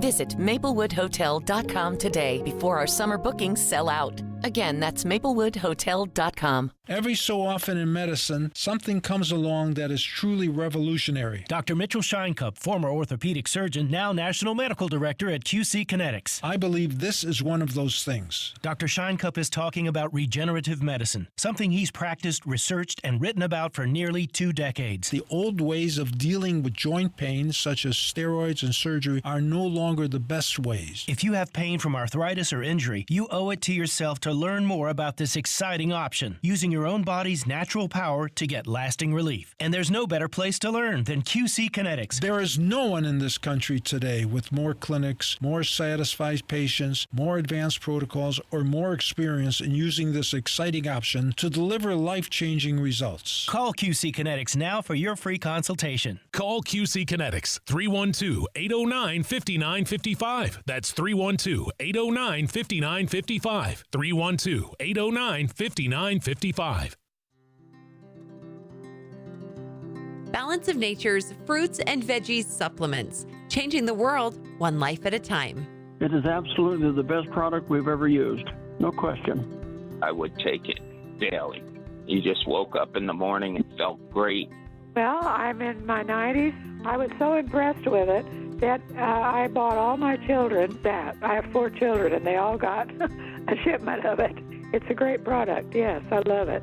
Start your journey with Balance of Nature supplements. Call 1-800-246-8751 or go to balanceofnature.com and sign up as a new preferred customer. And for a limited time, get 35% off your first order, plus $10 off any additional sets with free shipping and our money-back guarantee. Go to balanceofnature.com or call 1-800-246-8751 and get this special offer by using discount code CHICAGO. This hourly segment is brought to you by HealthQuest Radio with Dr. David Kolbaba, Saturday mornings at 11. Visit healthquestradio.com. 8:38, let's check the roads. Team Hochberg Traffic Center time. An hour and 20 minutes on the inbound Kennedy O'Hare into the Circle Interchange this morning. The Ike in, 1 hour, 390 to the old post office. Stop and go traffic on the inbound Stevenson from 355 into DuSable Lakeshore Drive. Especially slow right now, Harlem through Kedzie. Dan Ryan on the inbound side, 35 minutes, 95th into the circle, while DuSable Lakeshore Drive northbound jams up Foster, up through Hollywood. Chicago's Morning Answer with Dan and Amy continues next. AM 560 Weather Center forecast. In our ReviveYourLawn.com Weather Center, we're seeing a pleasant day ahead. Clouds breaking for some sun and a high near 70. Partly sunny and 54 right now. Next news at 9. Chicago's Morning Answer continues next on AM 560 The Answer. Now, from the Signature Bank Studios. Only the biggest stories, only the biggest guests, and only the biggest opinions. This is AM 560, The Answer. Top of the morning, Dan and Amy. Another weekend of mayhem and violence in Chicago as we're still mourning the murder of Officer Luis Huesca. 10 shots, 10 shots, 10 shots, 10 shots. Chant after me in the direction of all of those race hustlers and political grifters out there. 10 shots, that's how many times Officer Huesca was shot in that fatal carjacking. And Dexter Reed was shot 13 times, but Dexter Reed fired 11 rounds. Right, 13 shots, 13 shots. That's what we were hearing all week when that body cam video came out. So there's that. The Nobleman Pub in Westtown getting knocked over. The owner there being shot at, doesn't have been there 25 years. He's thinking about going back to Ireland. Safer there, and he's got a newborn baby on the way, so they might move. And what's happening in Chicago, in New York, Baltimore, St. Louis, I think is nicely encapsulated in the story Out of the Bronx we brought to you earlier. But I mean, this is the culture. And as we've said many times on this show, the names of the office holders are interchangeable. If you put Brandon Johnson and Kim Fox in L.A., it would be no different. If you put Karen Bass and what's the L.A. prosecutor's name? I'm blanking on it now. Gascon, exactly. You put them in Chicago, it'd be no different. Interchangeable parts. The Bronx DA, Soros-funded Bronx DA, of course. Is there any other kind in big cities? Her name is Darcel Clark. And this is in regards to a case where Anthony Nelson, a MTA worker, was assaulted by a repeat, and I mean capital R, repeat violent offender named Anthony Wright. Robert Kelly, Transport Workers Local 100 representative, took to the press to call out Bronx DA Darcel Clark about her handling of this latest assault case involving repeat, capital R, violent offender Anthony Wright. And all of the people in this story are black. So, sorry, you can't play the racial politics you like to play with this, which is why I won't get much coverage except on shows like ours. Today, the Office of Bronx District Attorney Darcel Clark consenting to a mental health evaluation. After 40 assaults, he has been evaluated. So this is all pushing things off and what have you, another evaluation, wasting taxpayers' money and what have you, it's a bunch of bull. I'm just going to say it like it is. And it needs to stop. This is video of Wright sucker punching an Asian woman in Chinatown, knocking her out cold. Surrounded by his family, the union, and MTA leadership, Anthony Nelson says his case will hopefully result in more respect for MTA workers. I don't care if you're on the ground, I don't care if you're at an elevated platform, I don't care if you're on a bus. There's a level of protection and respect that needs to be seen when you see an MTA worker. We're in the service industry. They're getting assaulted, they're getting harassed. It's just not acceptable. The DA's office telling Fox 5 the defense asked to have the case sent to mental health court for evaluation of Wright to see if that court would be more appropriate to handle the case or if it should remain in regular court. Right. Everyone deserves a 41st chance, don't they, in America? Goodness. That was the Fox affiliate reporting, so we'll give that Fox affiliate credit for covering the case as well. For more on this, please be joined by Jeffrey Anderson. He's the president of the American Main Street Initiative, a think tank for everyday Americans. He served as director of the Bureau of Justice Statistics at the Department of Justice from 2017 to 2021. Jeffrey Anderson, thanks for joining us. Appreciate it. My pleasure. The response that we get when we cover stories like this, I'm sure is not unfamiliar to you. Oh, it's, right-wingers and their fear porn and their crime porn. These are one-offs. In point of fact, crime is going down. Murders are down in Chicago and so on and so forth. And you have, as I said, different politicians of the same political stripes saying the same thing in other major cities. Are they right? No, they're completely wrong. And I think the American people have a clear sense of this. They see that crime has spiked in America, and the stats back them up. The Bureau of Justice Statistics put out statistics showing that from 2019, so before all the BLM and defund the police, George Floyd stuff, from 2019 until the most recent stats we have, which is 2022, violent crime rose in urban areas by 58%. A 58% increase across just 3 years. And if you take out the sort of lesser violent crimes of simple assault, a lot of bar fights and that sort of thing, then the rise is actually 73% across that 3-year period. So we've got a clear example here of experimenting with failed policies of the past, of lax law enforcement and race baiting and all that, and we got the same results we got about a half century ago of rising crime. I know there's these examples that people point to, like Giuliani comes into New York and he and Commissioner Kelly introduce broken windows policing, clean out Times Square, turn that city around. It seems to me, though, we're in a different place in terms of how far back is the climb, because prior to Giuliani in New York, for example, and Chicago was similarly situated in New York in the 70s too, it was pretty grimy and gritty and violent. But there was no defund the police movement. There was never sort of a segment of society that was opposite the line of the police. And it still sort of persists. They're not saying defund the police anymore, but there's still a push for social workers to replace police. There's still the demonization of police when it is politically expedient to do so. And it seems to me like, as I said, the journey back to the rule of law in these jurisdictions is perhaps going to be a lot more arduous than people think. Well, it could be, but I think it's more for a slightly different reason. I think it's the challenge of getting people to embrace those same successful policies you mentioned, like from Giuliani's New York, of actually having broken windows policing, where what that means is you actually enforce civilized norms. You don't have tent cities and marijuana stench and shoplifting and drug addicts wandering around all over the place. You actually create an orderly environment with police on the beat. And as a result of the sort of the fact that people walk around, it seems orderly, it seems like a livable place, you tend to end up with a lot less violent crime as well. So I think it's the same policies that need to be followed that cleaned things up last time around a few decades ago, but getting the kind of people who are committed to this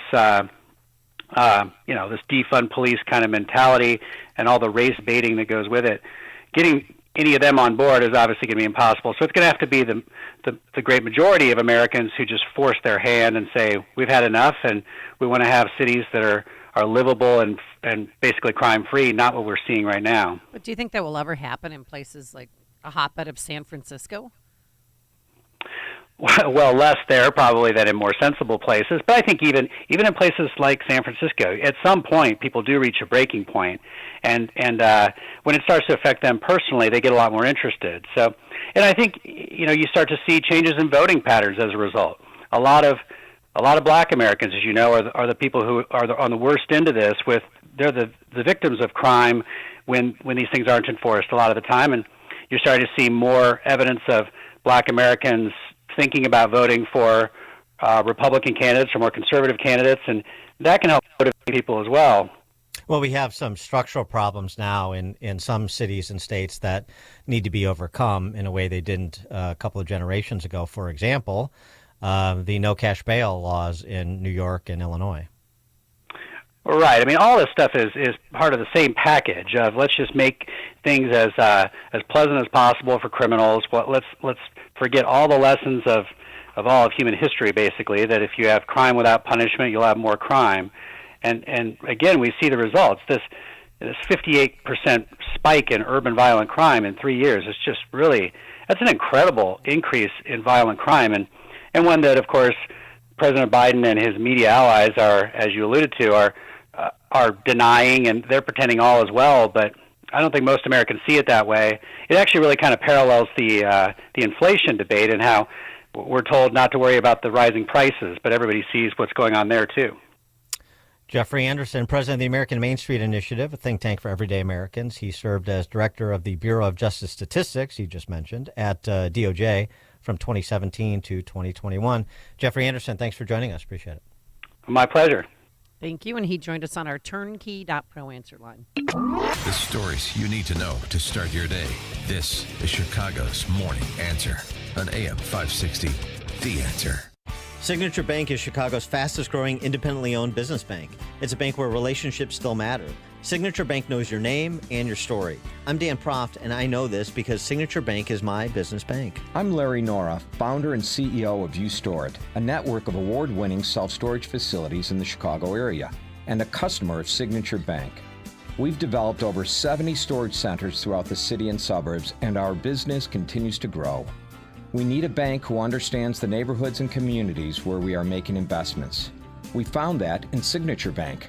They know this city and its neighborhoods because they are based right here in Chicago. Finding a local banking institution like Signature Bank has been critical to the success of U-Store It, and we look forward to a long-term relationship. Signature Bank is looking for their next success story. To learn more about turning your business vision into reality, visit signaturebank.bank. Signature Bank, helping local businesses succeed. Member FDIC, equal housing lender.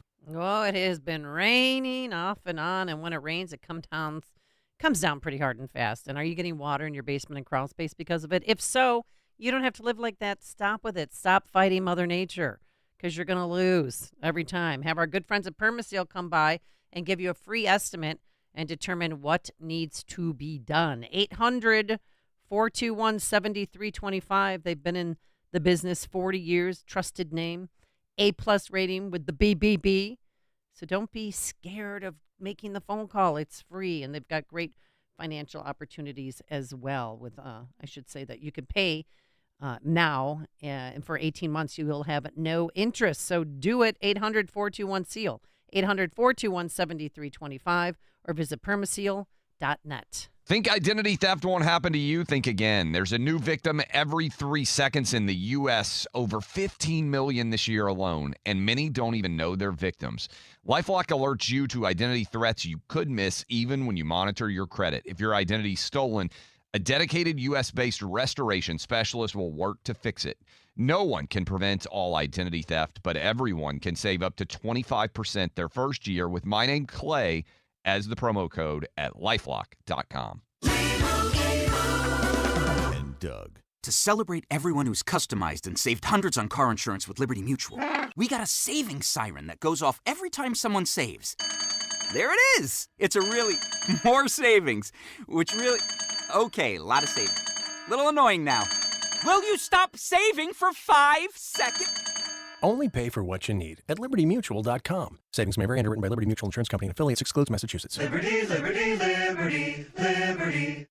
It's almost time once again for the annual AM 560 Golf Outing presented by Signature Bank. And this year, AM 560 is proud to partner with the Tunnel to Towers Foundation to help them support America's first responders and military heroes, including homeless veterans, and to help America never forget 9/11. This year, our golf outing is happening on Wednesday, June 19th at McRae Memorial Golf Club in Barrington. When you purchase a foursome to join us, you'll enjoy a full day of golf, meals, an awards reception, and a silent auction. And if you're a business owner, when you purchase a foursome, you'll also receive an AM 560 marketing package, which includes 25 one-minute commercials between 5 a.m. and 8 p.m. and a free digital marketing analysis. And we also have twosomes available in addition to foursomes. Reserve your foursome today at 560theanswer.com/golf. That's 560theanswer.com/golf. Sponsored in part by Control Point Engineering, Waukegan Roofing, and by Crosscom Public Adjusters.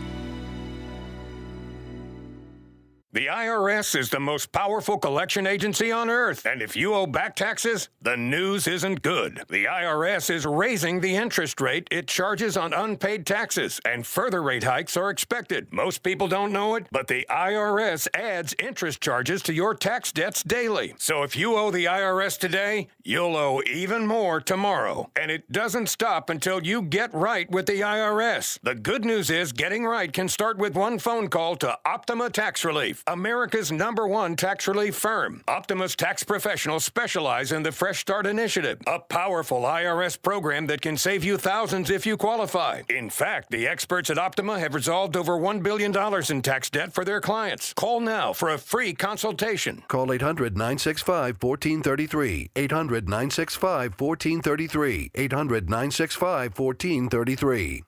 Optima Tax Relief. Some restrictions apply. For complete details, please visit OptimaTaxRelief.com. Balance of Nature's fruits and veggies supplements, changing the world one life at a time. It is absolutely the best product we've ever used. No question. I would take it daily. You just woke up in the morning and felt great. Well, I'm in my 90s. I was so impressed with it that I bought all my children that. I have 4 children, and they all got a shipment of it. It's a great product. Yes, I love it. Start your journey with Balance of Nature supplements. Call 1-800-246-8751 or go to balanceofnature.com and sign up as a new preferred customer. And for a limited time, get 35% off your first order, plus $10 off any additional sets with free shipping and our money-back guarantee. Go to balanceofnature.com or call 1-800-246-8751 and get this special offer by using discount code CHICAGO. As a business owner, do you have a strategy for exiting your business? Most business owners don't. Studies done by the Exit Planning Institute show 75% of business owners who don't have an exit plan are dissatisfied with their exit, and 80% of businesses put to market never sell. Total Clarity Wealth Management understands the hesitation to discuss exiting. Will customers leave? Will competitors take advantage? Will key employees leave? That's why they offer confidential planning. Contact Anne Marie at Total Clarity Wealth Management. Discover what the financial foundation should be to pursue an exit that is satisfying. At some point, you are going to leave your business. Will it be on your terms? Total Clarity can show you the way to financial readiness and keep you on track. Anne Marie is a certified exit planning advisor. Visit TotalClarityBusiness.com. That's TotalClarityBusiness.com. Securities offered through LPL Financial, member FINRA SIPC. Investment advice offered through Total Clarity Wealth Management, Inc., a registered investment advisor and separate entity from LPL Financial. Have you saved enough? What are you going to do with Social Security? What will your taxes look like in retirement? Scott Tucker believes retirement planning should be easy, and you should be able to get all the information you need in one place. That's why Scott created the Retirement Decoded Toolkit, a comprehensive resource for your retirement. In it, you'll find a copy of his latest book, Escape Illinois: Should I Stay or Should I Go? This book will provide insight on taxes, Social Security, income, and more. To get your free Retirement Decoded Toolkit, text KIT, K-I-T, to 847-474-3888 or go to retirementdecoded.com. Now, in addition to the book, you'll also receive resources on retirement's most common concerns. Get your Retirement Decoded Toolkit from Scott Tucker right now by texting KIT to 847-474-3888 or go to retirementdecoded.com. Investment advisory products and services made available through AE Wealth Management, LLC. A registered investment advisor, this is a paid placement. Chicagoland certified financial planning professional Tim Stearns discusses taxes in retirement. Most people are paying more in taxes and keeping less of their money to live and do what they enjoy. That's why we've put out the Retirement Tax Bill Calculator online. You can see with your own eyes just how much you might be overpaying. It's a valuable tool, $500 value, but we made it free for you to view and run your own numbers at MVPCFP.com. That's MVPCFP.com. To run your retirement tax bill calculator, go to MVPCFP.com. Investment advisory services offered through Cornerstone Securities, LLC. AM 560, The Answer. So, Dan, who is your favorite Jewish quarterback of all time? Was Sid Luckman, Bob Avellini? Who was it? Somebody to choose from. Was Bob Avellini Jewish? I could have sworn to God he was Jewish because Avellini? Avellini. I know. Well, he grew up in New York. I don't know. He grew up in New York. Well, when he hit on me, I think he thought I was Jewish. My last name was that's why we're Jacobson, talking so about maybe. his son passing. No, but he was a great. I mean, did you go to prom with him? I did not go to prom with him, but I know he had his battle with that demon alcohol. He got 6 DUIs and. Oh, nice eulogy. Well, man liked his booze, Jeez. okay?